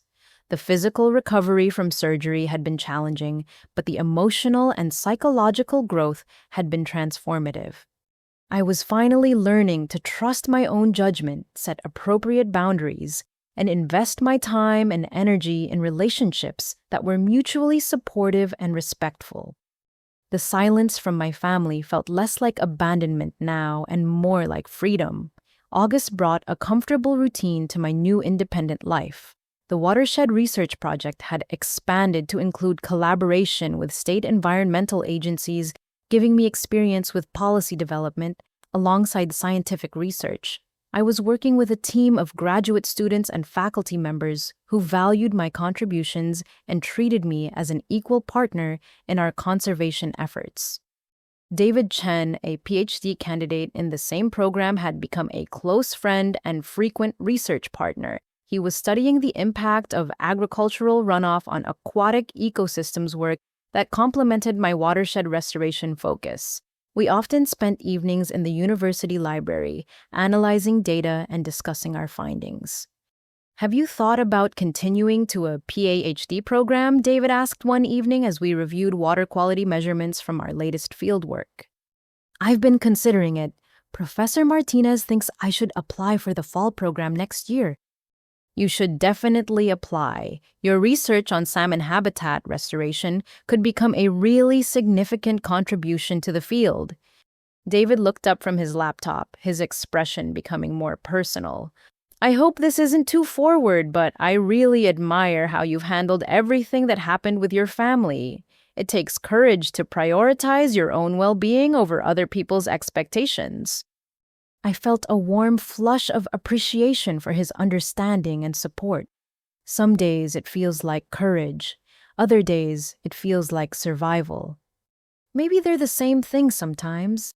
My weekly therapy sessions with Dr. Stephanie Walsh had become an anchor point for processing the ongoing emotional work of recovering from family trauma. She had helped me understand patterns of emotional neglect and manipulation that I had normalized throughout my childhood and young adulthood. "You've made remarkable progress in establishing boundaries and building independence," Dr. Walsh observed during a session in late August. "How are you feeling about the choices you've made?" "Most of the time, I feel relieved and empowered, but sometimes I still wonder if I'm being too harsh or unforgiving." That questioning is normal and healthy. It shows you're maintaining your capacity for self-reflection rather than becoming rigid or defensive. Dr. Walsh leaned forward slightly, her expression thoughtful. "What would forgiveness look like for you in this situation? Does it require resuming previous relationship patterns, or could it coexist with maintaining protective boundaries?" "I think I'm still figuring that out. I don't feel ready for any kind of reconciliation, but I also don't want to carry anger and resentment forever." Forgiveness is a process, not a destination. You can release resentment for your own well-being while still protecting yourself from ongoing harm. The conversation helped me understand that healing didn't require reconciliation with people who had demonstrated their inability to provide safe, supportive relationships. On a Tuesday evening in early September, my phone rang with Brooklyn's number. I had been expecting her to reach out eventually, probably when she realized I wouldn't be participating in any family events for the foreseeable future. "Althea, thank God you answered," Brooklyn said, her voice thick with tears. "I need to talk to you about Mom and Dad." "What's wrong?" "They're getting divorced. Dad moved out last weekend, and Mom is completely falling apart. She's been calling me at work, crying hysterically and demanding that I choose sides. I felt a complex mixture of emotion, surprise, sadness, and a strange sense of validation that their marriage had apparently been less stable than they had presented publicly. I'm sorry to hear that. Divorce is always difficult, even when it's probably necessary. That's not the worst part, Brooklyn continued. They're both demanding that you come home to mediate and provide emotional support. They think your presence would help them work through their problems. Their marriage problems have nothing to do with me. I know that, but they don't seem to understand. Dad says you're being selfish for staying away during a family crisis, and Mom thinks you could help her convince Dad to reconsider the divorce. Brooklyn's voice became more pleading. I can't handle being caught in the middle of their drama. They're using me as a messenger and expecting me to manage their emotions. I need you to come home and help me deal with this. I felt the familiar pull of family guilt and obligation, the ingrained pattern of sacrificing my own well-being to manage other people's emotional crises. But I also recognized the manipulation inherent in Brooklyn's request. Brooklyn, I understand this is difficult for you, but I can't sacrifice my own healing to manage Mom and Dad's relationship problems. But we're a family. Families support each other during difficult times. Families also support each other during medical emergencies, but that didn't happen when I needed it. That's different. This is about all of us staying together as a family unit. I realized that Brooklyn still didn't understand the fundamental issues that had led to my separation from our parents. She viewed my absence as a temporary emotional response rather than a necessary boundary for my own protection. I love you, Brooklyn, but I won't participate in mediating Mom and Dad's relationship issues or managing their emotions. That's not my responsibility. So you're just going to abandon us when we need you most. I'm protecting myself from people who have demonstrated they don't provide safe, supportive relationships. You're welcome to make different choices for yourself. After hanging up, I felt emotionally drained, but also proud of my ability to maintain boundaries despite guilt and manipulation. The conversation had confirmed that my family still viewed my well-being as less important than their convenience and comfort. Professor Martinez noticed my subdued mood during our research meeting the following day. Everything all right? You seem distracted today. Just some family drama that I'm trying not to let affect my work. Would it help to talk about it? Sometimes external perspective can be useful. I found myself explaining the divorce situation and Brooklyn's request for me to return home as a mediator. Professor Martinez listened without judgment, occasionally asking clarifying questions. It sounds like they're asking you to resume a caretaking role that you've outgrown, he observed. Families often resist when one member begins setting healthier boundaries. I feel guilty for not helping, but I also know that getting involved would undermine all the progress I've made. Guilt is often the tool that dysfunctional families use to maintain unhealthy patterns. The fact that you feel guilty doesn't mean you're doing anything wrong. Professor Martinez leaned back in his chair, his expression thoughtful. You've built something important here: meaningful work, supportive relationships, independence, and emotional stability. Protecting those achievements isn't selfish, it's wise. His validation helped reinforce my confidence in the choices I had made. The life I was building felt authentic and sustainable in ways that my previous family relationships never had. That weekend, Jenny and I drove to Portland to visit Linda and explore the city. The trip provided a welcome break from academic pressures and family drama, and I found myself genuinely enjoying the freedom to make spontaneous decisions without considering other people's expectations or reactions. You seem really happy, Jenny observed as we hiked through Forest Park. Different than you were 6 months ago, even before your surgery. I feel like myself for the first time in years. Like I'm finally living my own life instead of trying to manage other people's emotions and expectations. It's amazing how much energy you have when you're not constantly walking on eggshells or trying to earn approval from people who withhold it. Jenny's observation was accurate. I had more energy for work friendships and personal interests now that I wasn't constantly analyzing my behavior for potential criticism or trying to prevent family conflict through careful management of my own needs. Linda welcomed us with her characteristic warmth and practical support. She had prepared a guest room and planned activities that showcased Portland's environmental and cultural attractions. "How are you handling the family pressure about the divorce situation?" she asked during dinner at a local restaurant. "It's challenging, but I'm committed to maintaining my boundaries, regardless of their crisis du jour." That's wise. Patricia called me last week trying to enlist my support in convincing you to come home. I told her that you were building a healthy, independent life and that they should respect your choices. How did she respond to that? About as well as you'd expect. She accused me of turning you against the family and enabling your rebellion. I told her that supporting your independence wasn't rebellion. It was appropriate development for a 28-year-old woman. Yes, Linda reached across the table to squeeze my hand. "I'm proud of you for prioritizing your own well-being. It takes courage to break generational patterns of dysfunction, especially when family members pressure you to maintain the status quo." That evening, as I sat on Linda's back deck, looking out at her garden, I felt a deep sense of peace and possibility. The life I was building felt both challenging and sustainable, both independent and connected to people who genuinely cared about my well-being. For the first time since my surgery, I was beginning to envision a future that wasn't defined by family obligation or the constant effort to earn conditional love. I was discovering what it felt like to be valued for who I was, rather than what I could provide for other people. The silence from my parents no longer felt like abandonment. It felt like space to grow into the person I was meant to become.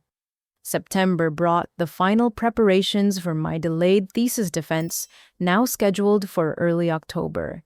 The extra months of recovery time had actually strengthened my research, allowing me to incorporate additional data from the Summer Watershed Project into my analysis. Professor Martinez and I met weekly to review my presentation and prepare for committee questions. The defense felt less daunting now than it had before my medical crisis, perhaps because surviving emergency surgery had provided perspective on what constituted a genuine challenge versus routine academic stress.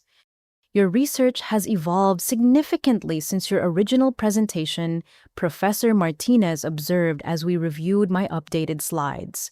"The additional fieldwork and policy analysis have transformed this into doctoral-level work.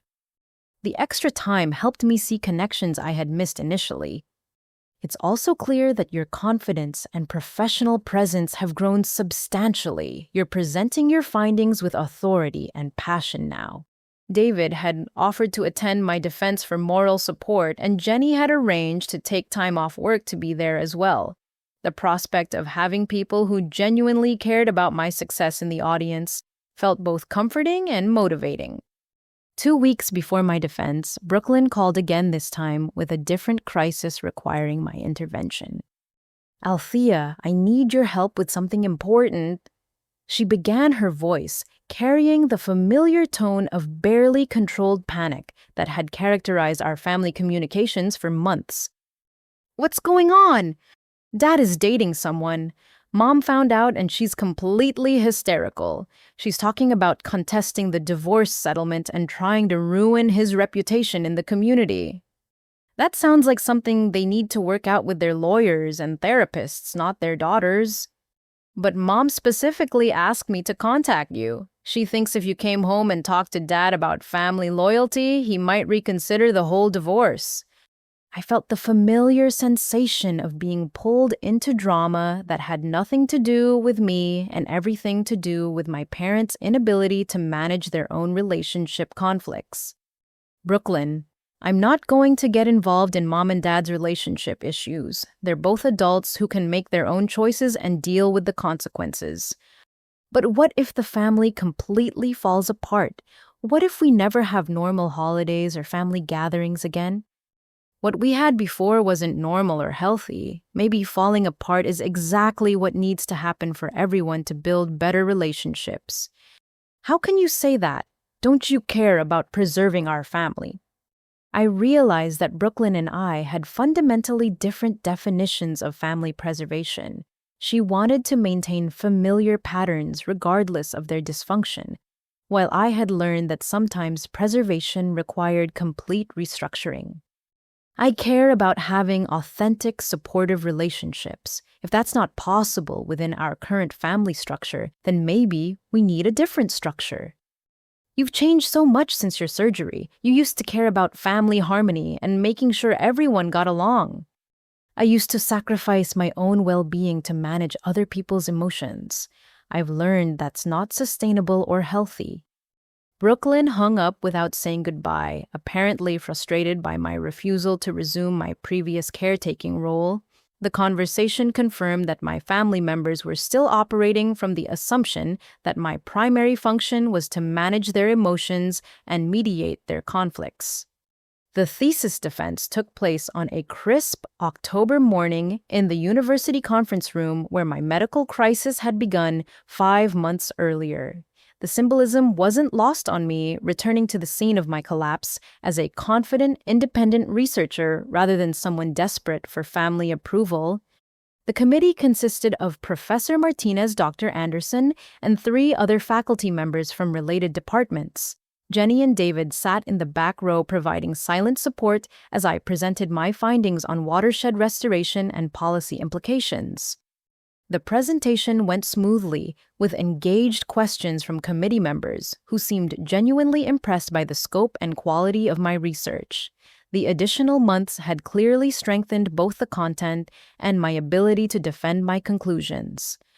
Miss Morrison, Dr. Anderson said during the committee's final questioning, your research has obvious implications for regional environmental policy. Have you considered pursuing doctoral studies to expand this work? Yes, I'm planning to apply for PhD programs in environmental science and policy. Excellent. I hope you'll consider staying here for your doctoral work. This research could become the foundation for significant contributions to watershed conservation efforts. After 45 minutes of questions and discussion, the committee asked me to step outside while they deliberated. Jenny and David joined me in the hallway, both beaming with pride and excitement. That was amazing, David said enthusiastically. You handled every question with such confidence and expertise. I could tell the committee was impressed, Jenny added. Dr. Peterson kept nodding and taking notes during your policy analysis section. 15 minutes later, Professor Martinez emerged with a broad smile. Congratulations, Dr. Morrison. You've successfully defended your thesis with distinction. The title felt surreal and wonderful. I was officially a Master of Science in Environmental Studies with research that had earned recognition and respect from faculty members who were leaders in their field. That evening, Professor Martinez, David, Jenny, and several other graduate students joined me for a celebration dinner at a local restaurant. The atmosphere was warm and congratulatory, filled with genuine appreciation for my achievement and excitement about my future research plans. I want to make a toast, Professor Martinez said, raising his glass of wine, to Althea, who has demonstrated that resilience and determination can transform challenges into opportunities for growth. To Althea, the group echoed, and I felt overwhelmed by the warmth and support of these chosen family members who had celebrated my success without any expectation of benefit to themselves. During dinner, Dr. Anderson approached our table with information about a fellowship opportunity that would fund my doctoral studies while providing research experience with the State Environmental Protection Agency. The fellowship specifically supports students working on policy-relevant environmental research, he explained. Your watershed restoration work would be perfect for this program. Well, what would the timeline be for application? Applications are due in January for admission next fall. If you're selected, the fellowship covers full tuition plus a research stipend, and you'd spend summers working directly with state environmental agencies. The opportunity felt like a natural next step in my academic and career development. More importantly, it represented continued independence from family financial support and further investment in work that felt meaningful and important. After dinner, Jenny and I walked across campus under the autumn trees, reflecting on how dramatically my life had changed since the spring. "Do you ever regret the choices you made about your family?" she asked as we sat on a bench overlooking the river. "Sometimes I feel sad about what I've lost, but I don't regret protecting myself from relationships that were harmful. You seem so much more confident and peaceful now, even compared to before your surgery." Jenny was right. The medical crisis had forced me to recognize patterns I had been ignoring, but the months of recovery and independence had allowed me to build something entirely new. "I think I spent so much energy trying to earn conditional love that I never learned to recognize or seek unconditional support," I reflected. "Now I'm surrounded by people who care about my well-being without expecting me to manage their emotions in return. That's what healthy relationships look like." As we walked back to our apartments, I felt grateful for the unexpected journey that had led me to this point. The medical emergency that could have killed me had instead saved me from a lifetime of trying to earn love from people who were incapable of giving it freely. I was building a life based on my own values and surrounded by people who appreciated my authentic self rather than demanding I perform an acceptable version of myself for their comfort. The graduation ceremony was scheduled for December, but I already felt like I had achieved something much more significant than an academic degree. I had learned to value myself enough to protect my own well-being, and that education would serve me for the rest of my life. That night, I called Linda to share the news about my successful thesis defense and the fellowship opportunity. "I am so proud of you," she said, her voice thick with emotion. "Not just for your academic achievement, but for your courage in rebuilding your life on your own terms. Thank you for supporting me through all of this. I couldn't have done it without knowing that someone in my family was genuinely proud of my choices. You did this yourself, honey. I just provided encouragement for decisions you made from your own wisdom and strength."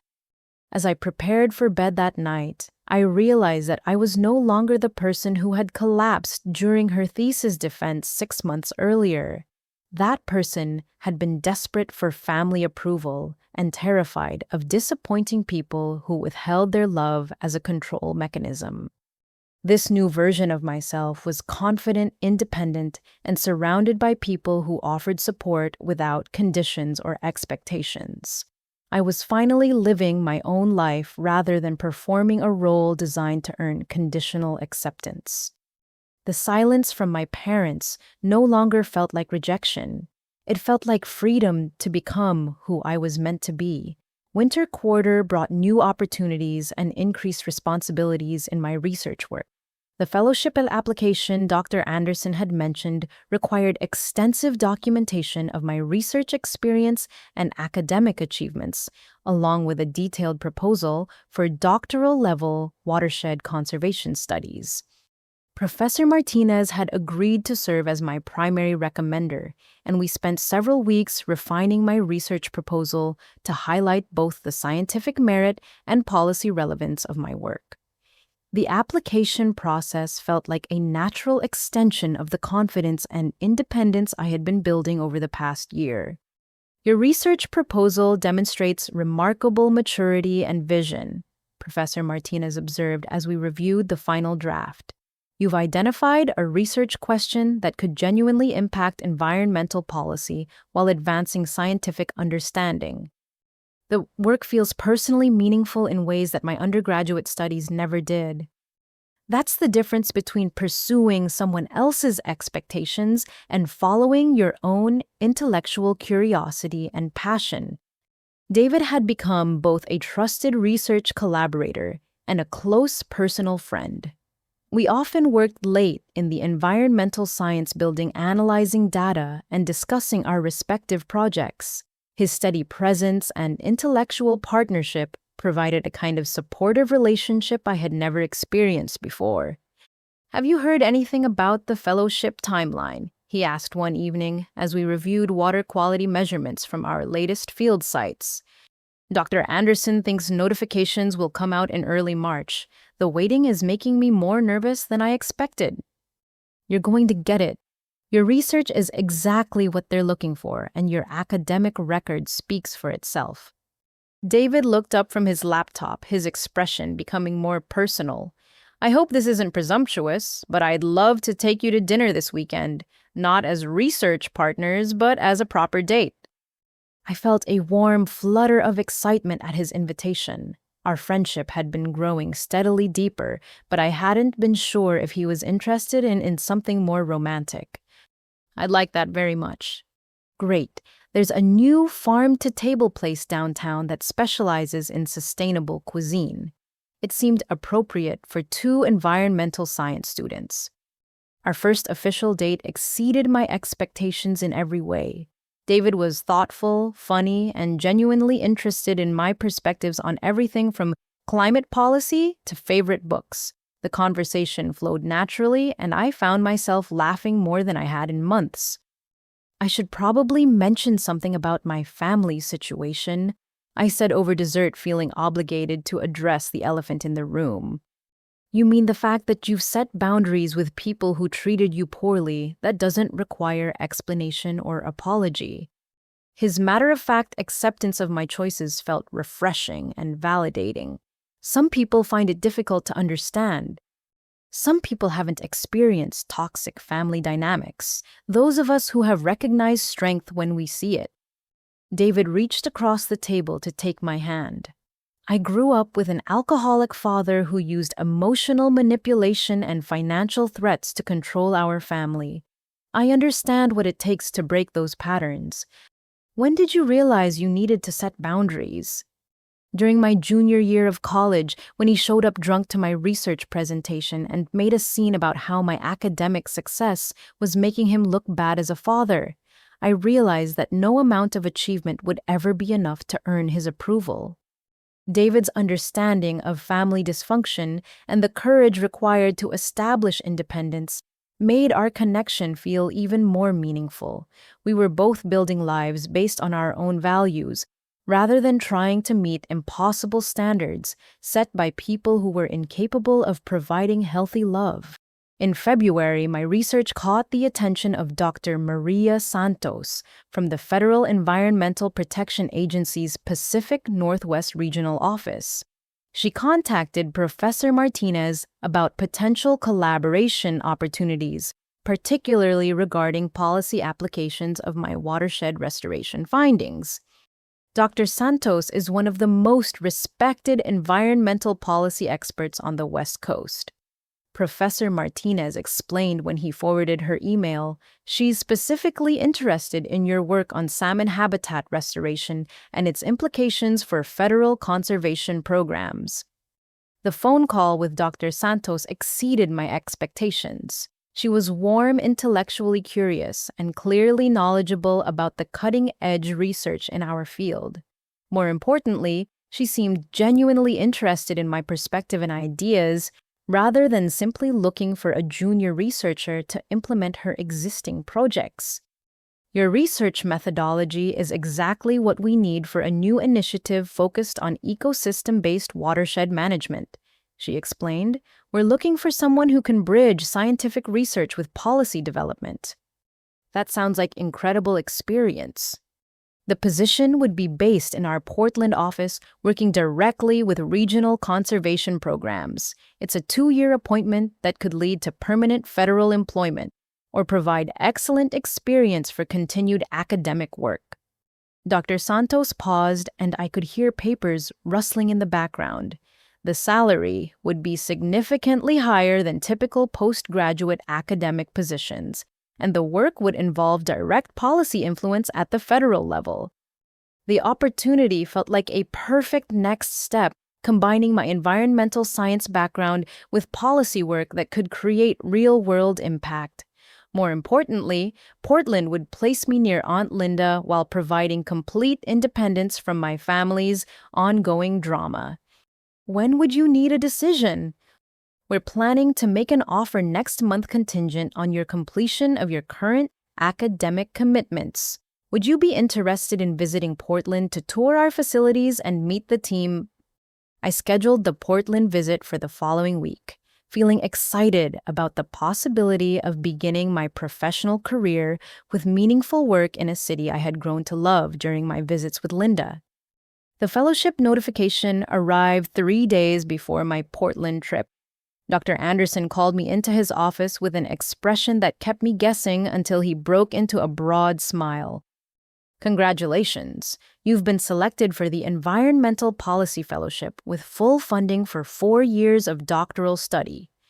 I felt a surge of elation and validation that was almost overwhelming. Really, they chose my proposal. They were particularly impressed by your integration of field research with policy analysis. The review committee said your work represented exactly the kind of interdisciplinary approach they want to support. Dr. Anderson handed me the official notification letter, along with detailed information about the fellowship requirements and benefits. The funding is substantial full tuition health insurance and a research stipend that would allow you to live comfortably while focusing entirely on your studies. The choice between the EPA position and the doctoral fellowship represented exactly the kind of problem I had hoped to have two excellent opportunities that reflected my hard work and growing expertise in environmental science and policy. That evening, I called Linda to share the news and discuss the decision-making process. Both opportunities sound amazing, she said enthusiastically. How are you leaning between them? I'm torn.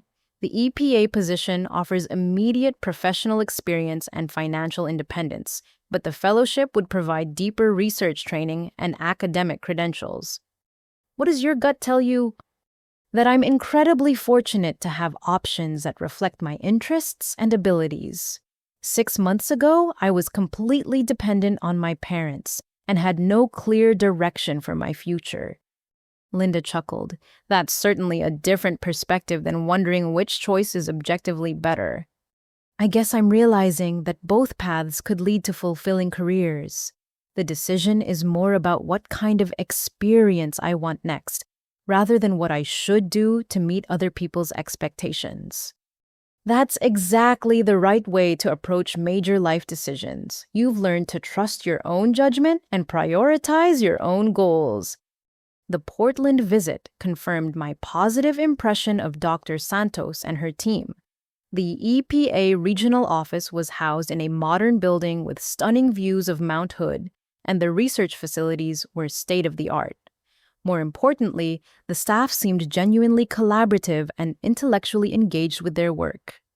Our team operates more like an academic research group than a traditional federal agency, Dr. Santos explained as she showed me around their laboratories and field equipment storage. We're encouraged to publish our findings and present at conferences, and we collaborate regularly with university researchers. What would my primary responsibilities be? You'd lead a project evaluating the effectiveness of current watershed restoration programs across the Pacific Northwest. The work would involve field research data analysis and policy recommendations for improving federal conservation programs. Dr. Santos introduced me to James Park, the team supervisor who would oversee my project. He was a soft-spoken man in his 40s with extensive experience in both academic research and federal policy development. The position offers excellent training in policy analysis and federal regulation development, James explained. Many of our researchers use this experience as a launching pad for academic careers, consulting work, or advancement within federal environmental agencies. During lunch with the team, I found myself genuinely enjoying their conversation about current research projects, policy challenges, and collaborative opportunities with universities and nonprofit organizations. The work environment felt supportive and intellectually stimulating. What questions do you have about living in Portland or working with our office? Dr. Santos asked as the visit concluded. Honestly, everything I've seen today has exceeded my expectations. The work, the team, the research opportunities, it all aligns perfectly with my interests and career goals. Excellent. We'd love to have you join our team. Take whatever time you need to make your decision and let us know if you have additional questions. The flight back to campus gave me time to reflect on both opportunities and their implications for my future. The EPA position offered immediate professional experience and geographic proximity to Linda, while the fellowship provided deeper research training and academic credentials. More importantly, both opportunities represented validation of the choices I had made over the past year. I was being recognized and recruited based on my own achievements and potential rather than family connections or obligations. That evening, David and I walked through campus discussing my decision-making process and the exciting possibilities ahead. Have you considered that you don't necessarily have to choose between research and policy work forever? He asked as we sat by the river watching the sunset. What do you mean? Both opportunities could provide excellent experience for a career that combines academic research with policy influence. You could do the EPA position for a few years, then return to academia for doctoral work or vice versa. I hadn't thought about it as a sequence, rather than a single defining choice. David squeezed my hand gently. You've learned to make decisions based on your own interests and goals rather than other people's expectations. Trust that same judgment now. His confidence in my decision-making abilities felt both validating and calming. I was no longer the person who sought approval for every major choice or worried constantly about disappointing people who offered only conditional support. That night, I made my decision based on what felt most exciting and aligned with my current interests. The EPA position offered immediate opportunity to apply my research skills to real-world policy challenges, while the fellowship would always be available for future consideration. I called Dr. Santos the next morning to accept the position, feeling confident and excited about beginning my professional career with meaningful work that could create positive environmental impact. The decision felt entirely my own based on my authentic interests and goals rather than anyone else's expectations or approval. For the first time in my adult life, I was building a future that reflected who I actually was rather than who I thought I should be to earn love and acceptance. March in Portland brought cherry blossoms and the kind of gentle rain that made the entire city feel fresh and hopeful. I had found a charming one-bedroom duplex in the Northeast neighborhood, just 15 minutes from the EPA office, and close enough to Linda for regular family dinners with someone who actually functioned like family.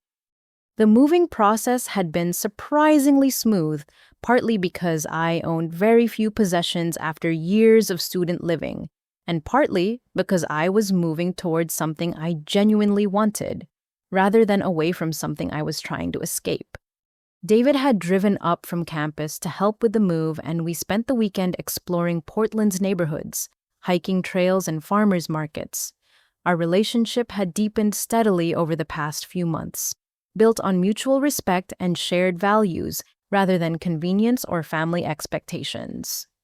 This city suits you, he observed as we walked through the Pearl District on Sunday afternoon. You seem more relaxed and confident than I've ever seen you. I feel like I'm finally living my own life instead of performing a role for other people's approval. When do you start at the EPA? Next Monday. Dr. Santos wants me to spend the first few weeks reviewing existing watershed restoration data and getting familiar with current federal conservation programs. David stopped walking and turned to face me, his expression serious but warm. I want you to know how proud I am of everything you've accomplished over the past year. The way you've rebuilt your life and career after your family crisis has been incredible to witness. I couldn't have done it without support from people like you and Professor Martinez and Linda. You could have, but I'm grateful you didn't have to. You've taught me a lot about courage and setting boundaries. That evening, Linda invited us for dinner at her house, a cozy bungalow with a garden that reflected her practical nature and love of growing things. She had prepared salmon with vegetables from her own garden, and the conversation flowed easily between current events work stories and shared memories. How are you feeling about being so close to family again? Linda asked as we cleared dishes from the table. Hopeful. You're the first family relationship I've had that feels consistently safe and supportive. You're giving me too much credit. I'm just treating you the way family members should treat each other with respect and genuine care. Linda refilled our wine glasses and joined us in the living room. Have you heard anything from your parents since you moved? Nothing directly. Brooklyn called last week to tell me that Dad's girlfriend moved in with him and Mom has started dating someone from her book club. Apparently, they're both acting like teenagers and expecting Brooklyn to manage the family social calendar. How is Brooklyn handling all the drama? Not well. She keeps asking me to come back and restore some kind of family stability, but she doesn't seem to understand that the stability she wants never actually existed. Linda nodded knowingly. Some people prefer familiar dysfunction over the uncertainty of change, even when the change could lead to healthier relationships. The conversation reminded me how much progress I had made in understanding family dynamics and my own patterns of behavior. A year ago, I would have felt guilty for not returning home to manage the crisis. Now, I recognize that their problems were theirs to solve, and my job was to protect the healthy life I had built. My first week at the EPA exceeded my expectations in every way. The office culture was collaborative and intellectually stimulating with researchers who were genuinely passionate about environmental protection and policy development. Dr. Santos introduced me to colleagues from various departments, and everyone seemed genuinely interested in my background and research experience. James Park. My direct supervisor outlined my initial project responsibilities during our first meeting. You'll be analyzing the effectiveness of salmon habitat restoration programs across Oregon, Washington, and Northern California. The work involves both data analysis and field site visits to evaluate current conservation efforts. What's the timeline for the project? We're hoping to have preliminary findings ready for a policy review meeting in 6 months. The federal conservation budget for next year will depend partly on our assessment of which programs are producing measurable results. The work felt immediately meaningful and engaging. I was using my research skills to evaluate real-world conservation programs that could impact environmental policy at the federal level. More importantly, I was working with colleagues who valued expertise and collaboration rather than hierarchy and competition. Dr. Maria Santos became both a professional mentor and personal inspiration. She had built her career on the intersection of environmental science and policy advocacy, demonstrating that it was possible to create meaningful change through rigorous research and strategic communication. The key to effective environmental policy is translating scientific findings into language that policymakers and the public can understand and support. She explained during one of our weekly supervision meetings. How did you develop those communication skills? Practice and failure mostly. I spent my early career writing technical reports that no one outside the scientific community could understand. I had to learn that brilliant research is meaningless if you can't communicate its importance to people who make policy decisions. Dr. Santos leaned back in her office chair, her expression becoming more personal. I also had to learn to trust my own expertise rather than constantly seeking approval from senior colleagues. Young researchers, especially women, often undervalue their own knowledge and insights. Her observation resonated with my own experience of learning to trust my judgment and value my own perspectives, rather than constantly seeking validation from others. The fieldwork component of my job involved traveling to restoration sites throughout the Pacific Northwest, working with local conservation groups, tribal environmental programs, and state agencies. The diversity of approaches and the passion of people working on conservation efforts felt energizing and hopeful. During a site visit to a salmon restoration project in the Columbia River Gorge, I met representatives from the Yakama Nation who were leading innovative habitat restoration efforts on tribal lands. Their combination of traditional ecological knowledge with modern conservation techniques produced impressive results that exceeded federal program outcomes. Western science often ignores indigenous knowledge that has been developed over thousands of years, explained Dr. Sarah Blackhorse, the Tribal Environmental Program Coordinator. Our ancestors understood these watershed systems long before federal agencies existed. How can federal programs better integrate traditional ecological knowledge? By listening to tribal expertise rather than assuming federal agencies have all the answers.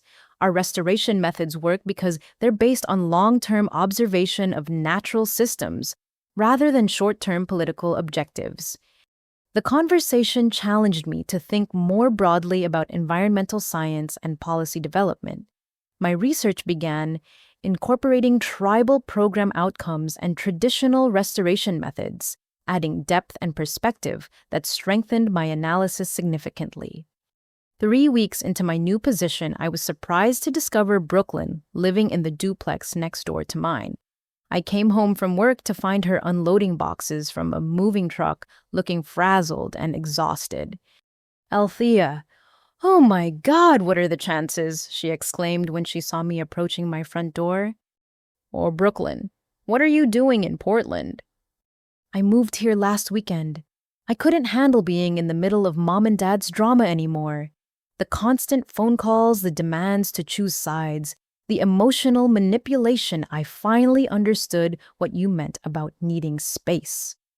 Brooklyn looked genuinely distressed in ways I had never seen before.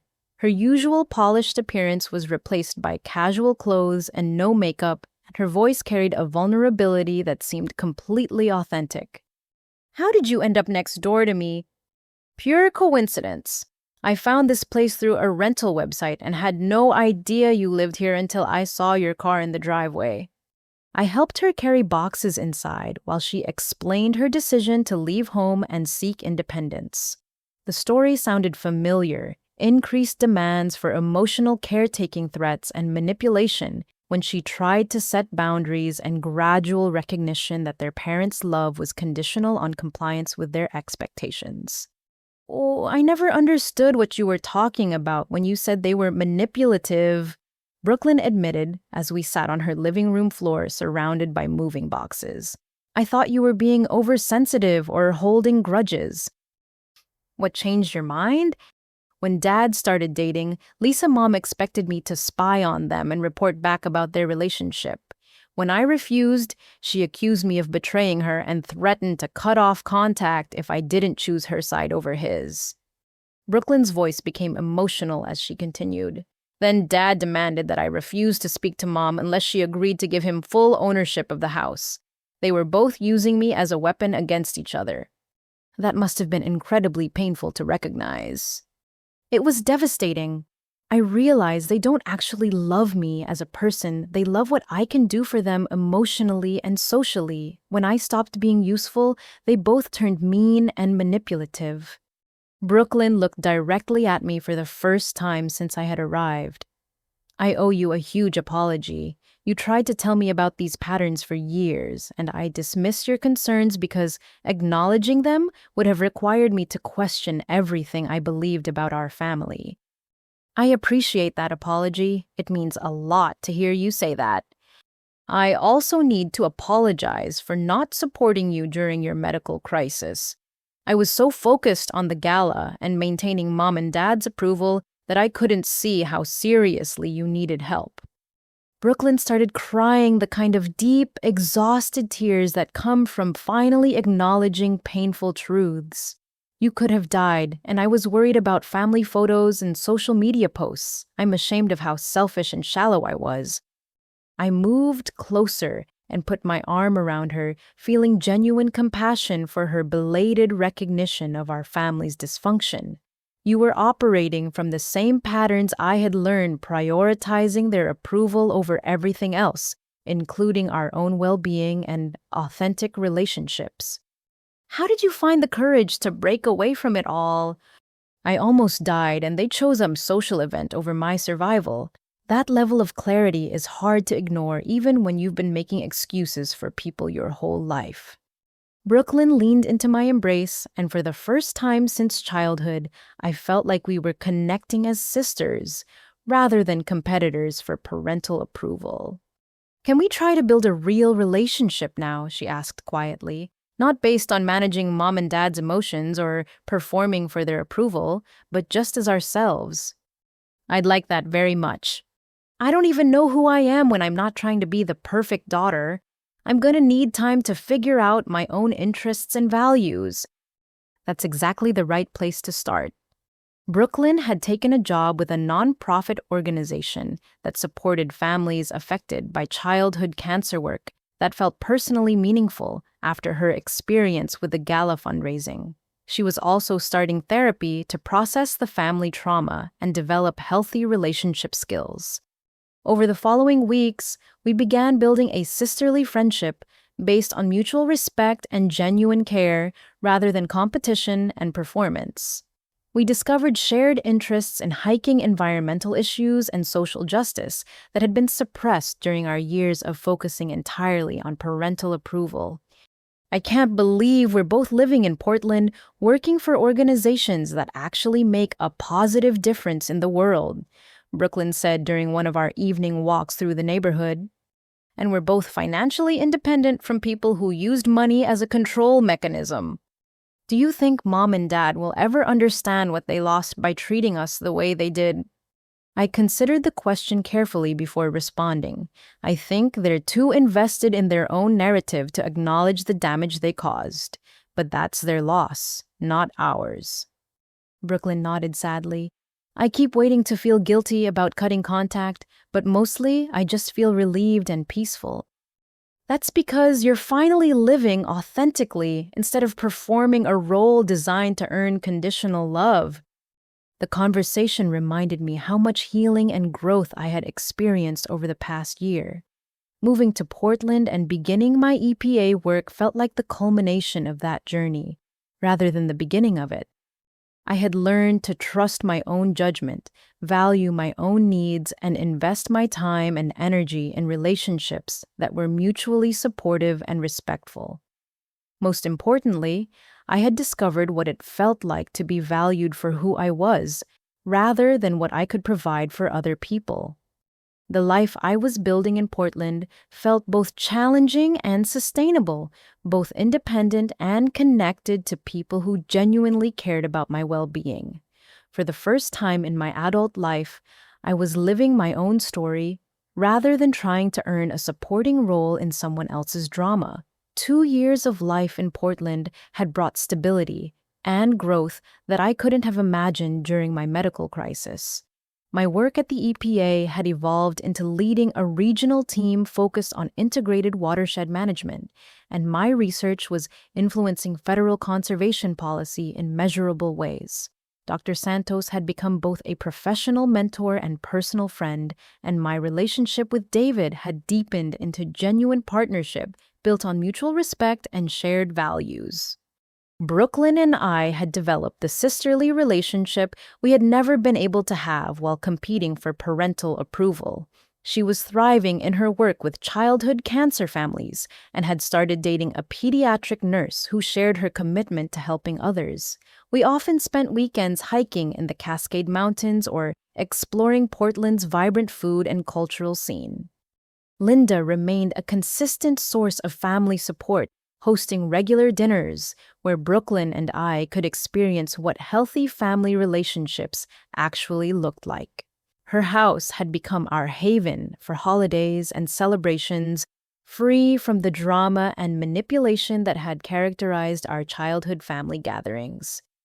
My professional success had attracted attention from environmental organizations and academic institutions across the country. I was regularly invited to present my research at conferences and had co-authored several policy papers that were influencing federal conservation programs. The work felt meaningful and impactful in ways that validated my decision to pursue environmental science and policy. On a Tuesday morning in October, I was reviewing watershed restoration data when my personal email chimed with a message from an address I didn't recognize, carolinanderson47@gmail.com. The subject line read, "Urgent Family Medical Emergency." I opened the message with curiosity rather than alarm, assuming it was spam or a case of mistaken identity. "Dear Althea, this is Mrs. Anderson from your parents' neighborhood. I hope you remember me from when you were growing up. I'm writing because there's been a serious medical emergency involving your father, and your mother has been unable to reach you. Harold suffered a massive heart attack yesterday morning and is currently in intensive care at Mercy General Hospital. The doctors say his condition is critical, and Patricia is overwhelmed and desperate to contact you. Please call the hospital or come home if you can. I know there have been family difficulties, but I thought you should know about this situation. Sincerely, Carolyn Anderson." I stared at the email for several minutes, processing the information and my own emotional response. Mrs. Anderson had been a kind neighbor during my childhood, and her message seemed genuine and concerned rather than manipulative. Harold was having a life-threatening medical emergency, and Patricia was apparently experiencing the same fear and desperation I had felt during my own medical crisis 2 years earlier. The irony of the situation wasn't lost on me. I forwarded the email to Brooklyn with a note asking if she had received any similar communication. Her response came within minutes. I got the same message. Called the hospital to verify it's true. Dad is in critical condition after massive heart attack. Mom has been trying to reach both of us for 3 days, but only has our old phone numbers. What do you think we should do? The question of what to do felt complex and emotionally charged. Part of me felt vindicated that Patricia was finally experiencing the terror of facing a medical crisis without family support. Another part of me felt genuine concern for Harold's health and survival, regardless of our relationship difficulties. I called Dr. Walsh, my therapist, for an emergency phone session to process the situation and discuss my options. "How are you feeling about receiving this news?" she asked after I explained the circumstances. "Conflicted. I don't want Harold to die, but I also don't want to be manipulated back into dysfunctional family dynamics during a crisis." Those feelings can coexist. You can care about his well-being while still protecting your own emotional health and boundaries. Dr. Walsh paused, and I could hear her reviewing notes. "What feels most authentic to your values and growth over the past 2 years?" "I want to do the right thing, but I'm not sure what that is in this situation. My parents abandoned me during my medical emergency, but I don't know if responding in kind is the person I want to be." You don't have to choose between abandoning them completely or sacrificing your well-being to meet their needs. Are there options that honor both your compassion and your boundaries? The conversation helped me realize that I could respond to the crisis without resuming previous patterns of caretaking and emotional management. I could acknowledge Harold's medical emergency while maintaining appropriate boundaries with Patricia's emotional manipulation. I called Brooklyn to discuss our response strategy.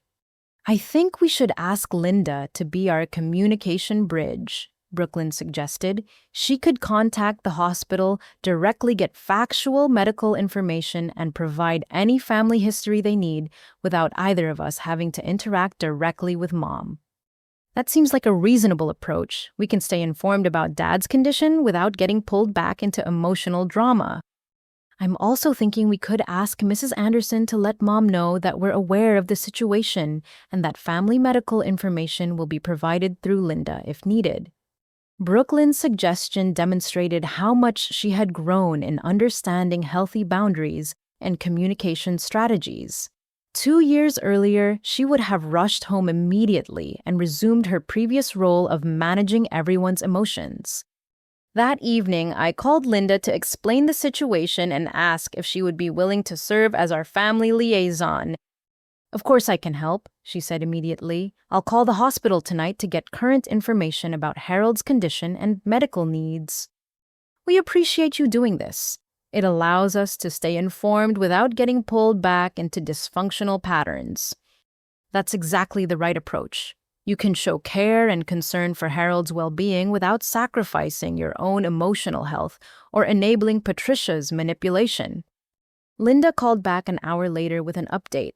Harold is stable but critical. He had a massive heart attack that damaged a significant portion of his heart muscle. He's going to need cardiac bypass surgery, followed by weeks of rehabilitation.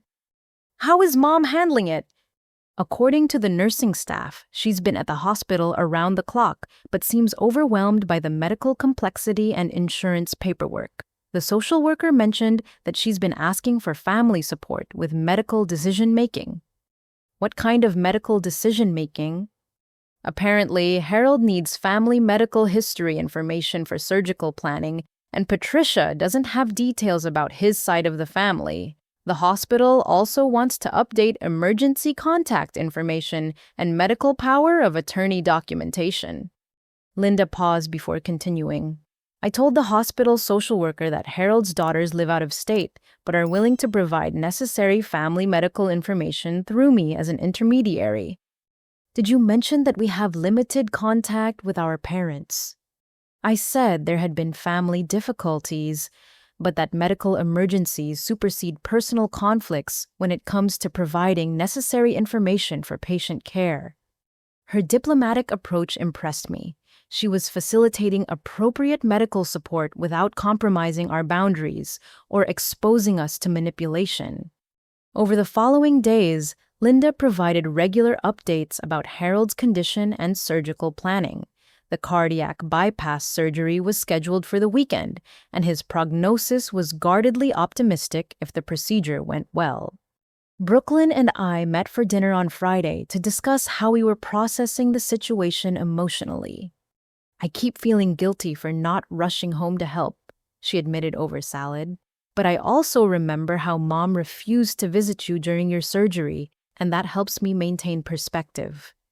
I feel sad that our family relationships are so damaged that we can't provide direct support during a crisis like this. But I also know that trying to help directly would probably make everything worse. Do you think Dad will survive? Linda seems cautiously optimistic based on what the doctors are telling her. Cardiac bypass surgery has good success rates when patients are otherwise healthy. Brooklyn looked thoughtful as she considered the implications. What happens if he recovers fully? Do we try to rebuild some kind of relationship with him? I think that depends on whether he acknowledges the damage that was done and demonstrates genuine change in how he treats people. I'm not interested in pretending that nothing happened. I feel the same way. I want him to survive and recover, but I don't want to resume relationships that were harmful to our well-being.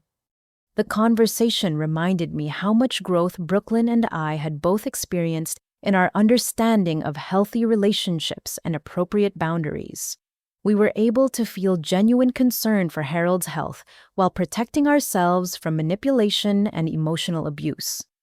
Saturday morning brought news that Harold had survived the surgery successfully. Linda called with an update from the cardiac surgeon who reported that the bypass grafts were functioning well and that Harold's immediate prognosis was good. He'll be in intensive care for several more days, then moved to a regular cardiac unit for monitoring and rehabilitation, Linda explained. The recovery process will take several months, but the surgery appears to have been successful. How is Mom handling the news? According to Mrs. Anderson, she's relieved but exhausted. She's been staying at the hospital around the clock and apparently hasn't been eating or sleeping properly. Patricia's dedication to Harold's care provided an interesting contrast to her absence during my medical crisis. She was demonstrating exactly the kind of family support that had been missing when I nearly died from complications of appendicitis. Has she asked about us specifically? Mrs. Anderson mentioned that she's been asking the nursing staff if family members have called or visited. I think she's hoping you'll show up at the hospital. That's not going to happen, but I'm glad she's providing the support that Dad needs right now. The irony of the situation wasn't lost on me. Patricia was showing Harold exactly the kind of care and attention she had refused to provide during my medical emergency. She understood the importance of family presence during medical crises when she was the one who needed support. That evening, David and I discussed the family situation during our regular Saturday night dinner. "How are you processing everything that's happened this week?" he asked as we cooked together in my kitchen. "I feel sad that family relationships are so damaged, but I also feel proud of how Brooklyn and I have handled the crisis. We found ways to show care without sacrificing our well-being. You've both learned to distinguish between appropriate concern and enabling dysfunctional behavior." David paused in his chopping vegetables, his expression thoughtful. "Do you think this crisis might lead to any changes in how your parents approach family relationships?" "I'm not optimistic about that. I think they'll continue to view our absence as punishment, rather than recognizing it as a natural consequence of their own behavior. But you never know. Sometimes major health scares can provide perspective that changes people's priorities." His optimism was touching, though I suspected David's hope for family reconciliation reflected his own desire for everyone to experience the kind of family healing he had achieved with his father after years of estrangement. "Maybe," I said diplomatically, "but I'm not going to compromise my own well-being hoping for changes that might never come." That's exactly the right approach. You can hope for the best while protecting yourself from disappointment and manipulation. As the week progressed and Harold's condition continued to improve, I felt increasingly confident in the choices Brooklyn and I had made. We had found ways to show appropriate concern while maintaining healthy boundaries. Most importantly, we had avoided being pulled back into dysfunctional family dynamics during a crisis. The experience reinforced my understanding that caring about people doesn't require sacrificing your own well-being or enabling their harmful behavior. Sometimes the most loving response is maintaining boundaries that protect everyone involved from repeating destructive patterns. Harold's recovery progressed steadily over the following weeks. Linda continued providing updates about his cardiac rehabilitation and gradual return to normal activities. The medical crisis had passed, but the emotional aftermath was creating new pressures and expectations that tested our boundary-setting skills. Mrs. Anderson sent another email 10 days after Harold's surgery this time with a more pointed message about family obligations. "Dear Althea and Brooklyn, I'm writing to update you about your father's recovery and to share some concerns about your mother's emotional state. Harold is doing well physically and should be able to return home next week. However, Patricia has been struggling with depression and anxiety since the heart attack. She keeps saying that the crisis has made her realize how much she misses you both and wants to repair family relationships. Several neighbors have expressed concern about her isolation and sadness. I know there have been difficulties between you, but perhaps this health scare could be an opportunity for healing. Your father has been asking about you both and seems sad that you haven't visited or called. I hope you'll consider reaching out to them during this difficult time. Sincerely, Carolyn Anderson." I forwarded the email to Brooklyn with a note. The guilt campaign has officially begun. Her response was immediate, right on schedule. I'm impressed that they waited almost 2 weeks before deploying emotional manipulation through third parties. Brooklyn's ability to recognize and name the manipulation tactics demonstrated how much her understanding of family dynamics had evolved. 2 years earlier, she would have been overwhelmed with guilt and rushing home to manage everyone's emotions. Dr. Santos noticed my subdued mood during our weekly supervision meeting.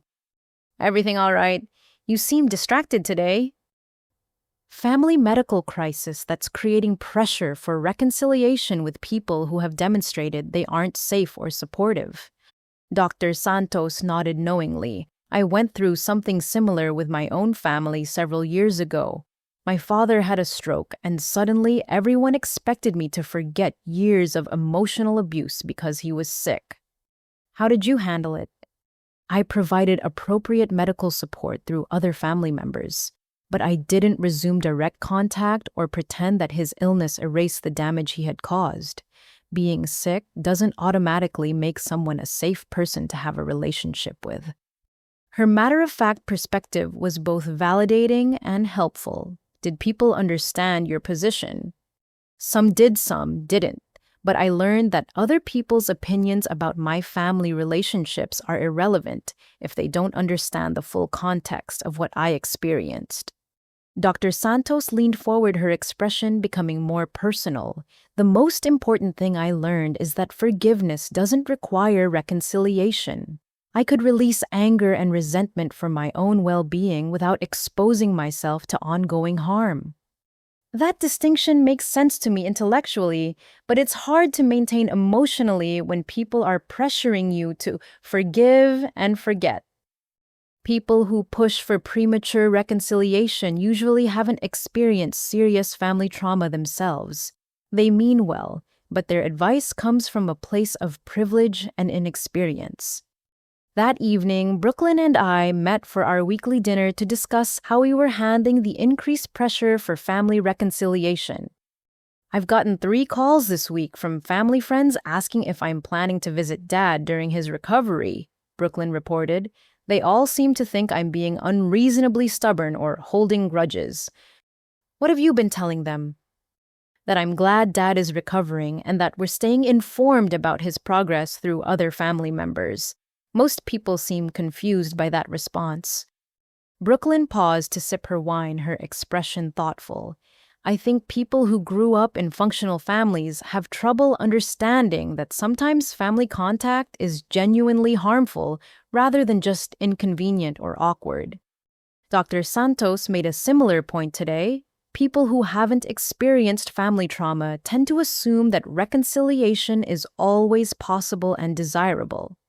I keep reminding myself that we're not responsible for educating other people about family dysfunction or justifying our choices to people who don't understand our experiences. Our conversation was interrupted by Brooklyn's phone ringing. The caller ID showed unknown number, which had become a pattern over the past week as various family friends and acquaintances attempted to reach us on Patricia's behalf. Brooklyn declined the call, but it rang again immediately. On the 3rd call, she answered with obvious frustration. Hello. I could hear a woman's voice on the other end, though I couldn't make out the specific words. Brooklyn's expression grew increasingly uncomfortable as the conversation progressed. I understand your concern, but our family situation is more complicated than you realize, Brooklyn said diplomatically. We're staying informed about Dad's recovery through appropriate channels. More talking from the caller with a tone that sounded increasingly insistent. I appreciate that you care about our family, but this really isn't your business to manage, Brooklyn replied more firmly. We're adults who are capable of making our own decisions about family relationships. Brooklyn hung up after a few more exchanges, looking frustrated and emotionally drained. That was Mrs. Patterson from Mom's book club. Apparently, Mom told her that we've abandoned the family during their time of greatest need, and Mrs. Patterson decided it was her responsibility to guilt us into coming home. What did she say specifically? That we're being selfish and ungrateful, that family is the most important thing in life, and that we'll regret not reconciling with our parents before it's too late.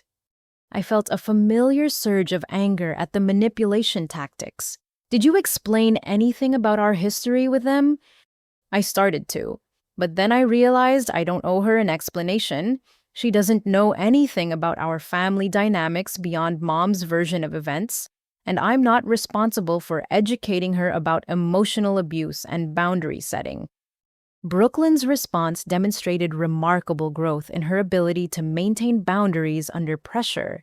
She was learning to distinguish between people who deserved explanations and people who were simply vehicles for manipulation. I'm proud of how you handled that call, I said. 2 years ago, you would have been devastated by that kind of criticism and probably would have agreed to do whatever she wanted to avoid conflict. 2 years ago, I didn't understand that other people's opinions about my choices are irrelevant if those people don't have full information about my situation.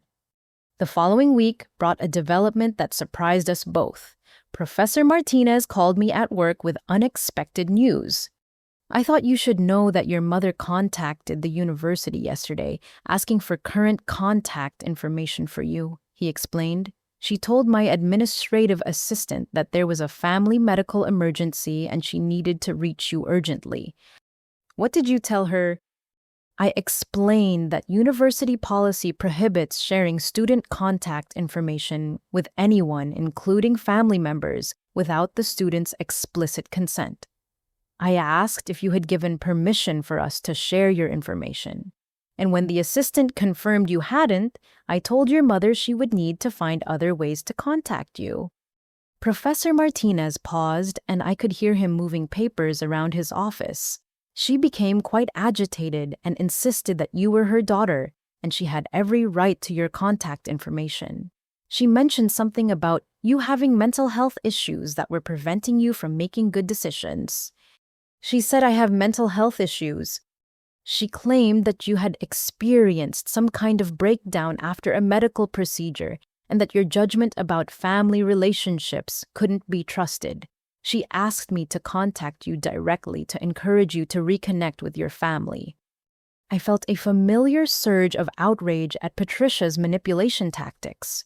She was not only attempting to access my contact information without permission, but also spreading false information about my mental health to professional contacts. How did you respond to that? I told her that you had demonstrated excellent judgment and professional competence in all our interactions and that I wouldn't be contacting you on behalf of family members. I also mentioned that her description of your mental state didn't align with my observations of your academic and professional development. Professor Martinez's firm boundary setting with Patricia felt both protective and validating. Thank you for refusing to be manipulated into contacting me. It was the right thing to do professionally and personally. I've seen enough family dysfunction in academic settings to recognize manipulation tactics when I encounter them. Did she say anything else? She asked for your current address and workplace information. When I refused to provide that, she accused me of enabling your mental illness and threatened to contact the university administration about my unprofessional behavior. The escalation of Patricia's behavior was alarming, but not entirely surprising. She was becoming increasingly desperate as her attempts to reestablish contact continued to fail.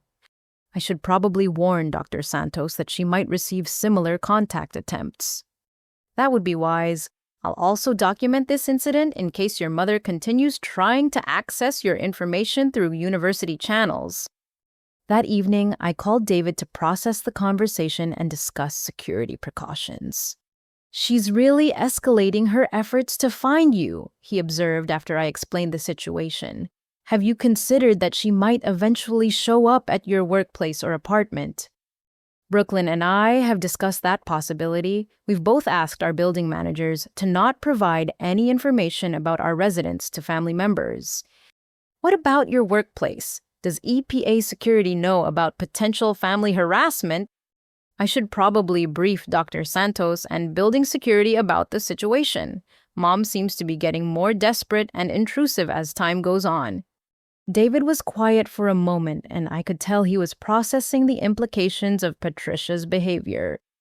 This level of pursuit feels more like stalking than normal family outreach. Have you documented these incidents in case you need to pursue legal protection?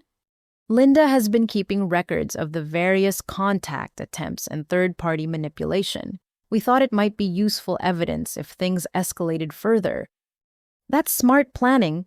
I hope it doesn't come to that, but it's good to be prepared. The conversation reminded me that my family's behavior was extending beyond normal relationship difficulties into genuinely concerning territory.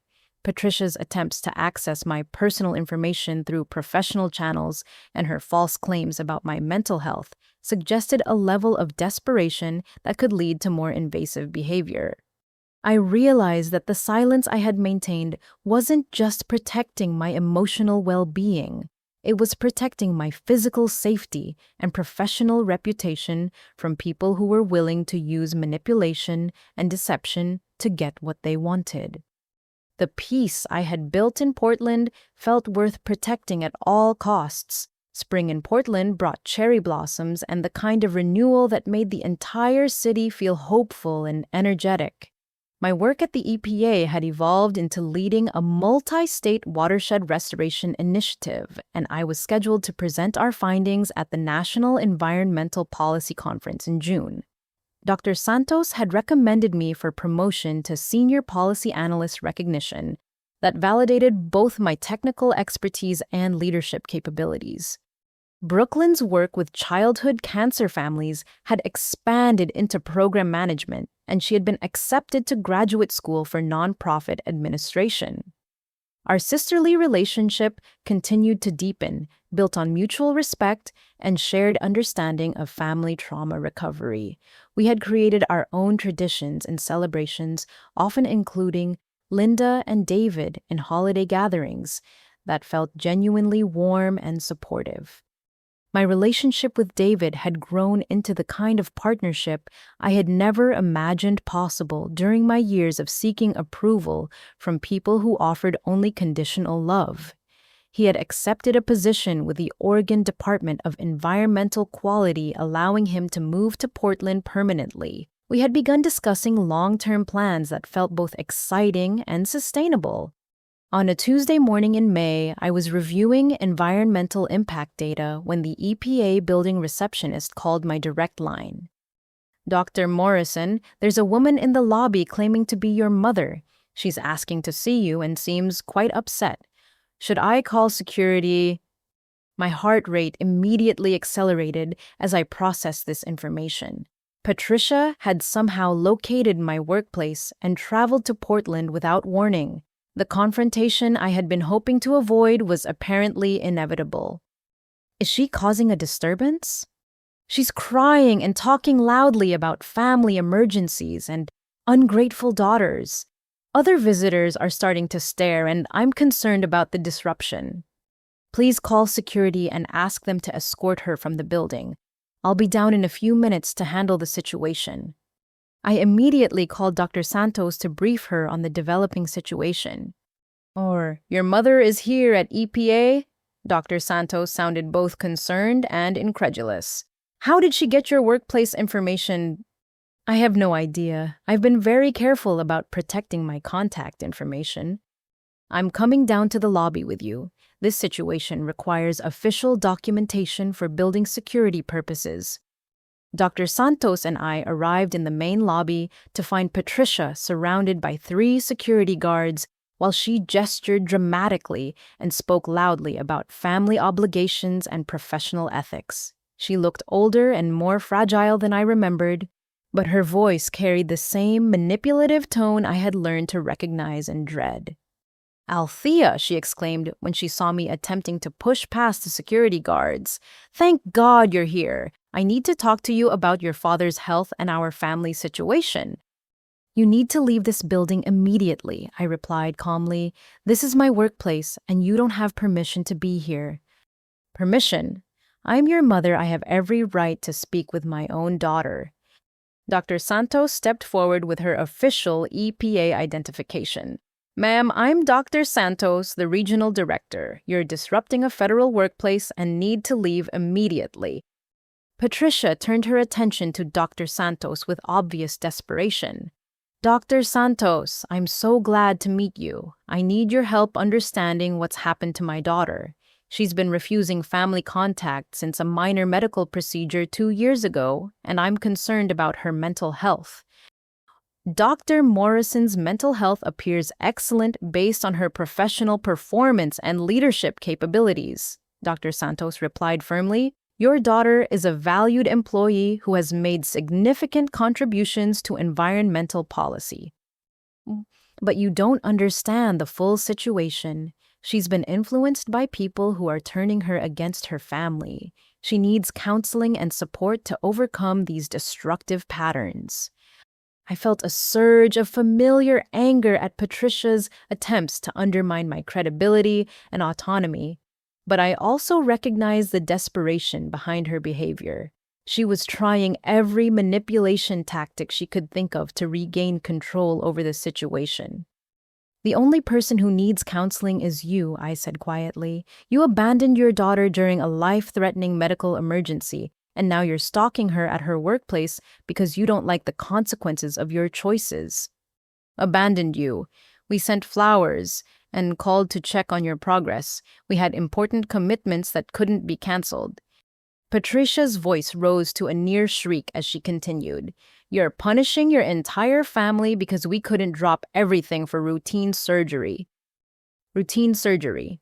Dr. Santos looked between Patricia and me with obvious concern. Dr. Morrison, was that the appendicitis situation you mentioned during your interviews?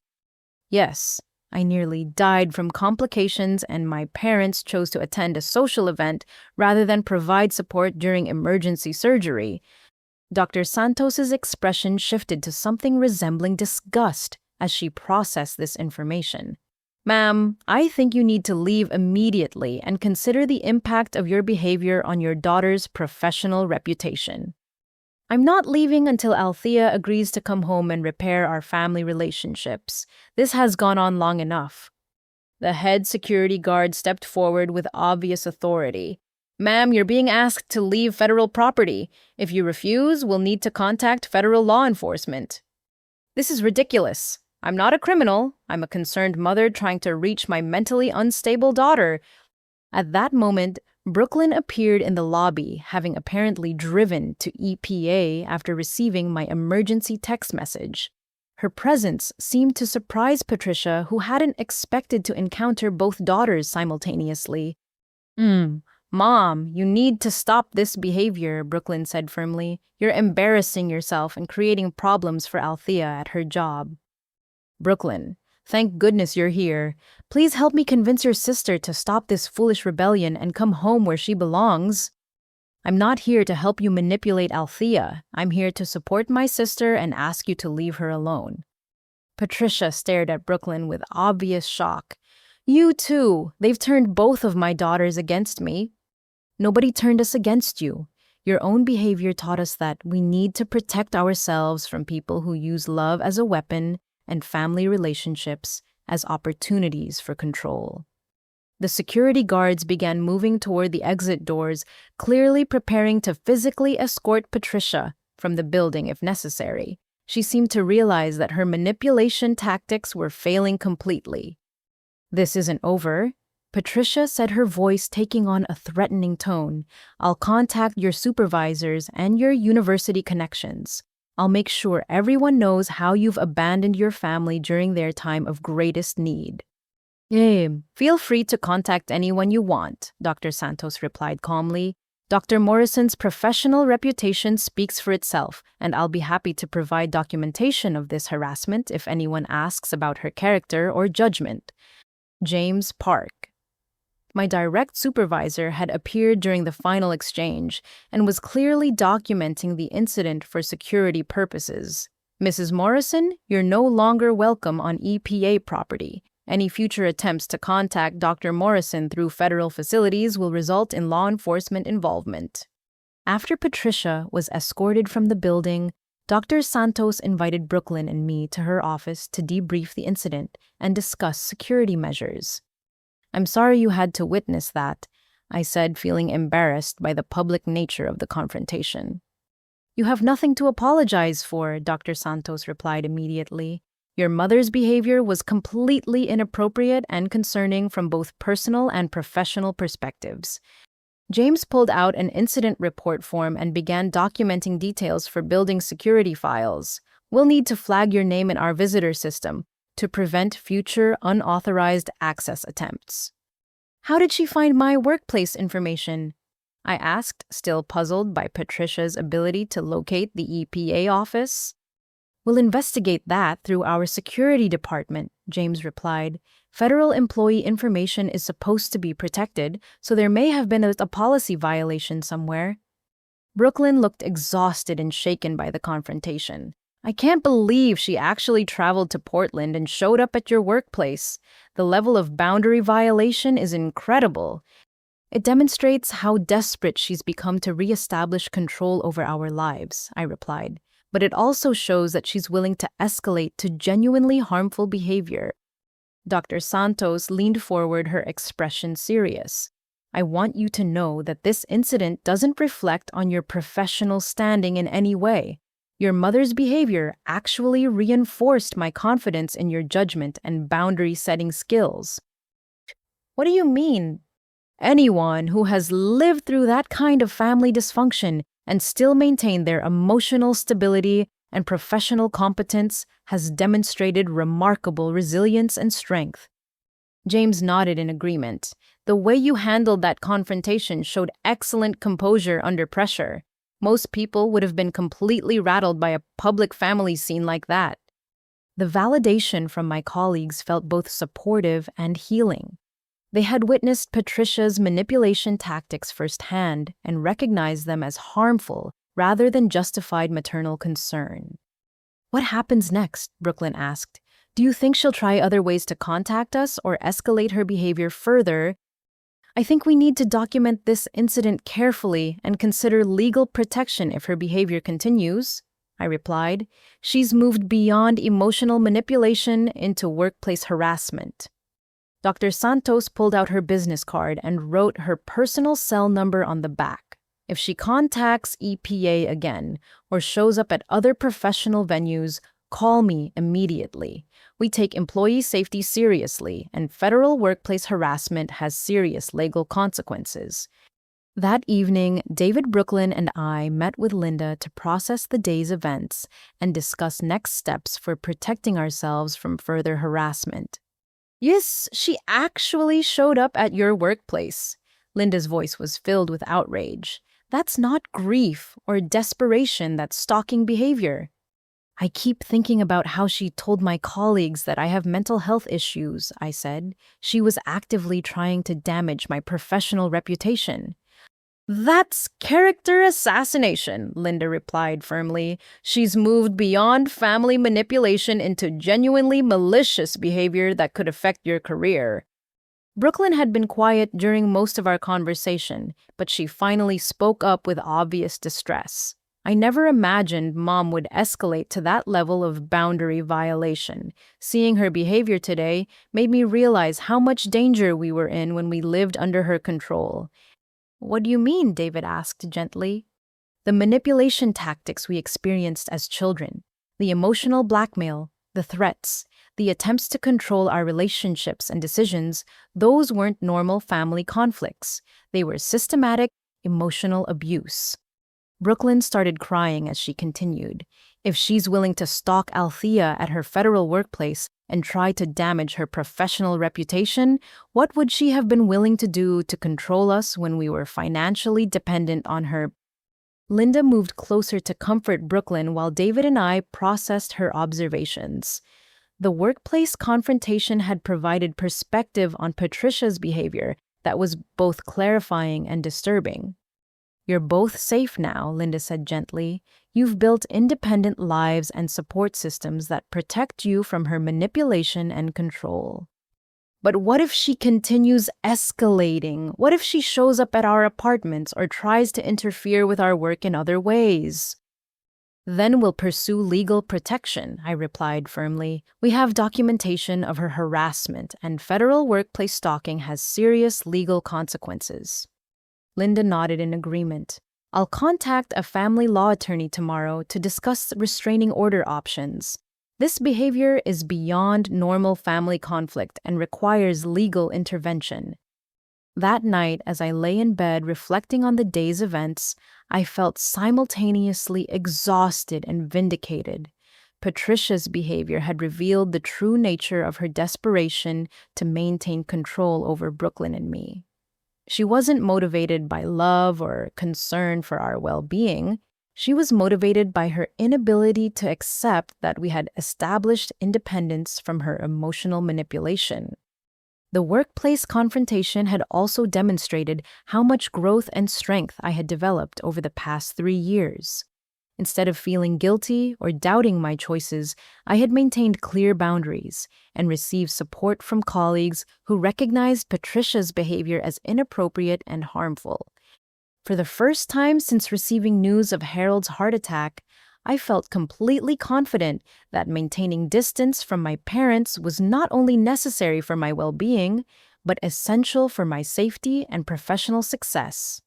The silence I had maintained wasn't punishment or revenge. It was protection from people who had demonstrated their willingness to cause genuine harm when they couldn't control my choices. 6 months after Patricia's workplace harassment incident, my life in Portland had settled into a rhythm of professional success and personal fulfillment that felt both sustainable and deeply satisfying. The restraining order Linda had helped me obtain had effectively ended Patricia's stalking behavior, though it had required documentation of multiple incidents and testimony from EPA security personnel. Harold's recovery from cardiac surgery had progressed well according to updates Linda received through Mrs. Anderson. More significantly, Harold had apparently entered individual counseling as part of his cardiac rehabilitation program, where he was reportedly addressing stress management and relationship patterns that may have contributed to his heart attack. Dr. Santos had announced her retirement, recommending me as her replacement for the regional director position. At 31, I would be among the youngest people to hold such a senior role in federal environmental policy, managing a team of 25 researchers across 3 states. The promotion represented both professional recognition and the opportunity to influence environmental protection policy at the highest levels.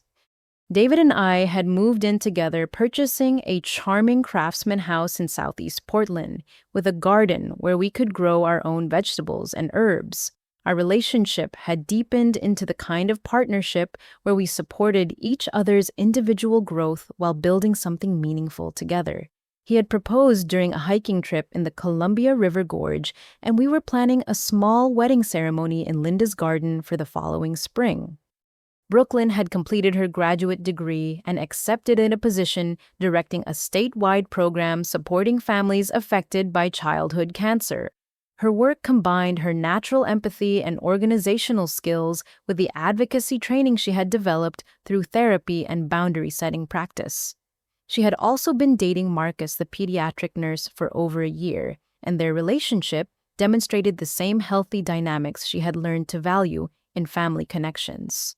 One afternoon in late November, I received an unexpected phone call at my EPA office from a number I didn't recognize. The voice on the other end was familiar, but changed in ways that surprised me. "Althea, this is your father." I felt my heart rate increase as I processed hearing Harold's voice for the first time in over 3 years. "How did you get my work number?" I called the main EPA number and asked to speak with Dr. Morrison. I didn't mention our relationship or try to manipulate anyone into giving me information. His approach was notably different from Patricia's harassment tactics. "What do you want, Dad?" "I want to apologize to you, specifically and completely without asking for anything in return." I was silent for several moments, processing this unexpected development. "Go ahead." "I need to apologize for abandoning you during your medical emergency 3 years ago. You called us desperate and afraid, and we chose social appearances over your survival. That was unconscionable and unforgivable." Harold's voice carried a weight of genuine remorse that I had never heard before.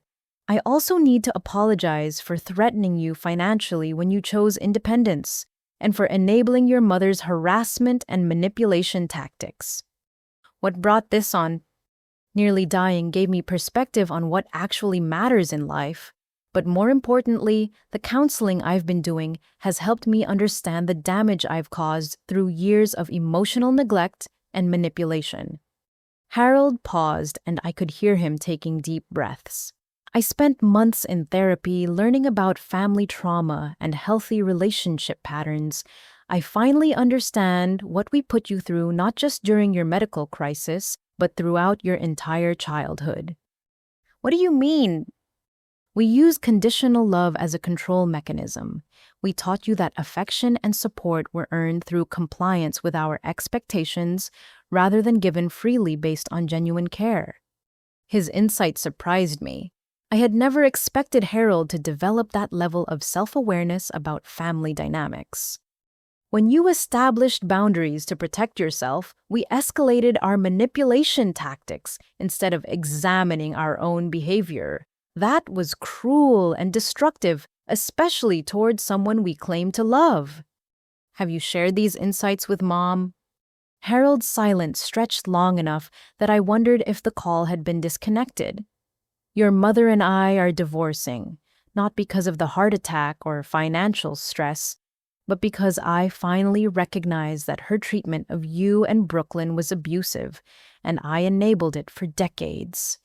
You're divorcing because of how she treated us. I'm divorcing because I can't pretend anymore that her behavior toward our children was acceptable or motivated by love.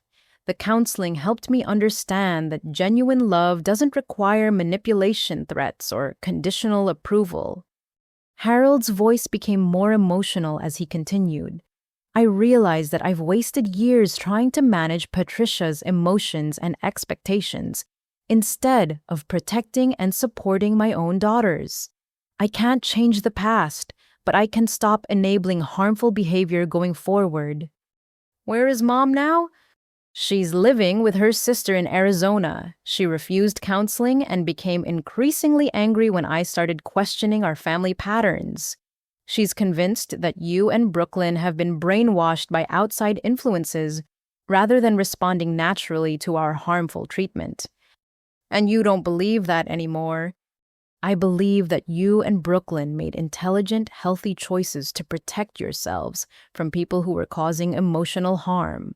I'm proud of your strength and wisdom, even though I'm heartbroken that it was necessary. I found myself crying quietly as I processed Harold's apology and acknowledgement. This was the validation I had needed but never expected to receive. What do you want from me now? I asked carefully. Nothing except the opportunity to tell you that I'm sorry and that I respect your choices completely. I'm not asking for reconciliation or relationship repair. I understand that trust, once broken this badly, may never be restored. Harold paused again, gathering his thoughts. I just wanted you to know that someone in your family finally recognizes the truth about what happened and takes full responsibility for the damage that was caused. I appreciate you saying that. If you're ever willing to have occasional contact, a phone call, an email, a coffee meeting if I'm in Portland, I would be grateful.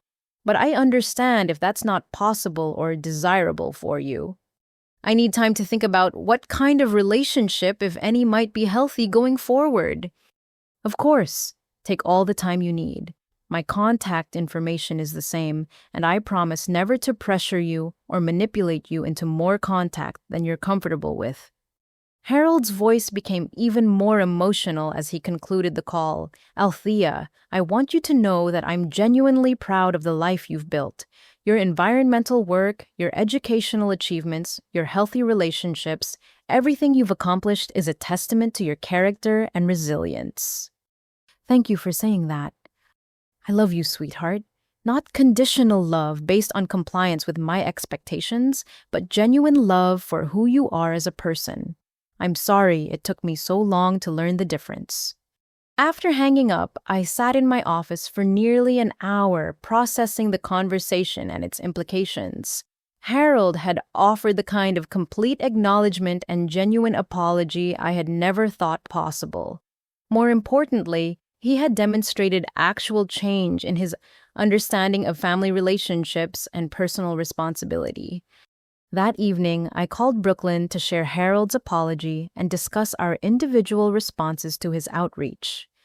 He called me yesterday with essentially the same message that Brooklyn said. I've been trying to process it ever since. What was your reaction? Relief, sadness, and cautious hope all mixed together. It felt good to finally have someone acknowledge the reality of what we experienced. but it also highlighted how much time and energy we wasted trying to earn approval from people who were incapable of giving unconditional love. Are you considering rebuilding any kind of relationship with him, Wines? Brooklyn was quiet for several minutes before responding. I think I'd be open to very limited contact with appropriate boundaries. He seems to have developed genuine insight about family dysfunction, and his apology felt authentic rather than manipulative. I feel similarly, but I want to take it very slowly and see if his behavior matches his words over time. That seems wise. Actions matter more than apologies, especially after years of broken promises and conditional love. 3 months later, Harold sent me a brief email with updates about his health and housing situation, along with newspaper clippings about environmental policy developments he thought might interest me. The message was warm but not demanding sharing information without requesting responses or meetings. I replied with a short note thanking him for the articles and providing general updates about my promotion and engagement to David. The exchange felt comfortable and respectful in ways our family communication had never been before. Over the following year, Harold and I developed a correspondence relationship that consisted of occasional emails and 2 brief phone conversations. He never pushed for more contact or in-person meetings, and his communication consistently demonstrated respect for my boundaries and genuine interest in my well-being, rather than his own needs. Brooklyn had chosen a slightly more involved relationship, meeting Harold for coffee twice during his visits to Portland for medical follow-ups. She reported that he seemed genuinely committed to understanding and changing his behavior patterns, though she remained appropriately cautious about the pace of rebuilding trust. Patricia had attempted to contact both Brooklyn and me several times through social media and email, but her messages continued the same patterns of manipulation and blame that had characterized her behavior throughout our lives. We blocked her accounts and maintained the restraining order that prevented direct contact.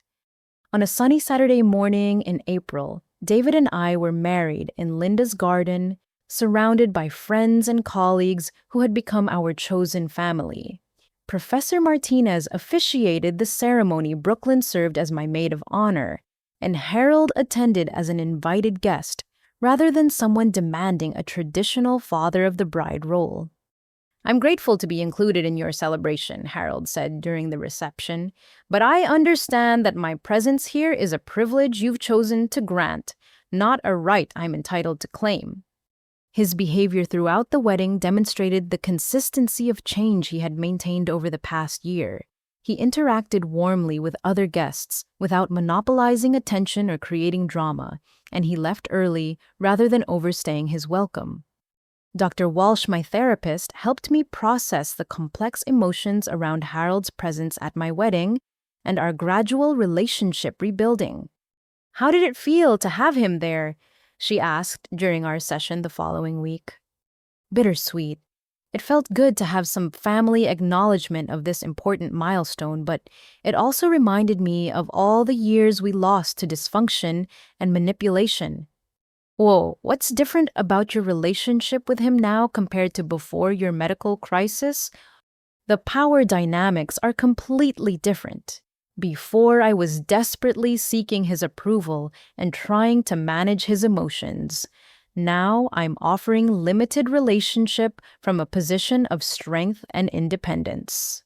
Dr. Walsh nodded thoughtfully. "You've moved from a child role to an adult role in the relationship. He's having to earn your trust rather than demanding compliance with his expectations." "Exactly. And if he reverted to previous manipulation patterns, I would end contact immediately without guilt or regret." That's the difference between healthy rebuilding and codependent reconciliation. You're protecting your well-being while remaining open to appropriate relationship. 5 years after my medical crisis, I reflected on the journey from desperate people-pleasing to confident boundary setting that had transformed every aspect of my life. The appendicitis emergency had forced me to recognize patterns I might have continued enabling for decades. My career in environmental policy was flourishing in ways I had never imagined possible when I was focused primarily on earning parental approval. David and I had built a marriage based on mutual respect and genuine partnership. Brooklyn and I had developed the sisterly relationship we had never been able to have while competing for conditional love. Most importantly, I had learned to distinguish between people who offered genuine support and people who use relationship as opportunities for control and manipulation. That skill had protected me from countless situations that could have damaged my emotional health and professional success. On a quiet evening in our Portland home, David and I discussed the life lessons I had learned through family crisis and recovery. "What would you tell someone who's facing similar family dysfunction?" he asked as we worked together in our garden. "That loving someone doesn't require accepting harmful behavior. Sometimes the most loving thing you can do is protect yourself from people who are incapable of providing safe, supportive relationships. Even family members, especially family members, biology doesn't create obligations to tolerate abuse or manipulation. Real family shows up when you need them and supports your well-being consistently over time." I looked around our garden filled with vegetables and flowers we had planted together and felt the deep satisfaction of building something meaningful from healthy foundations.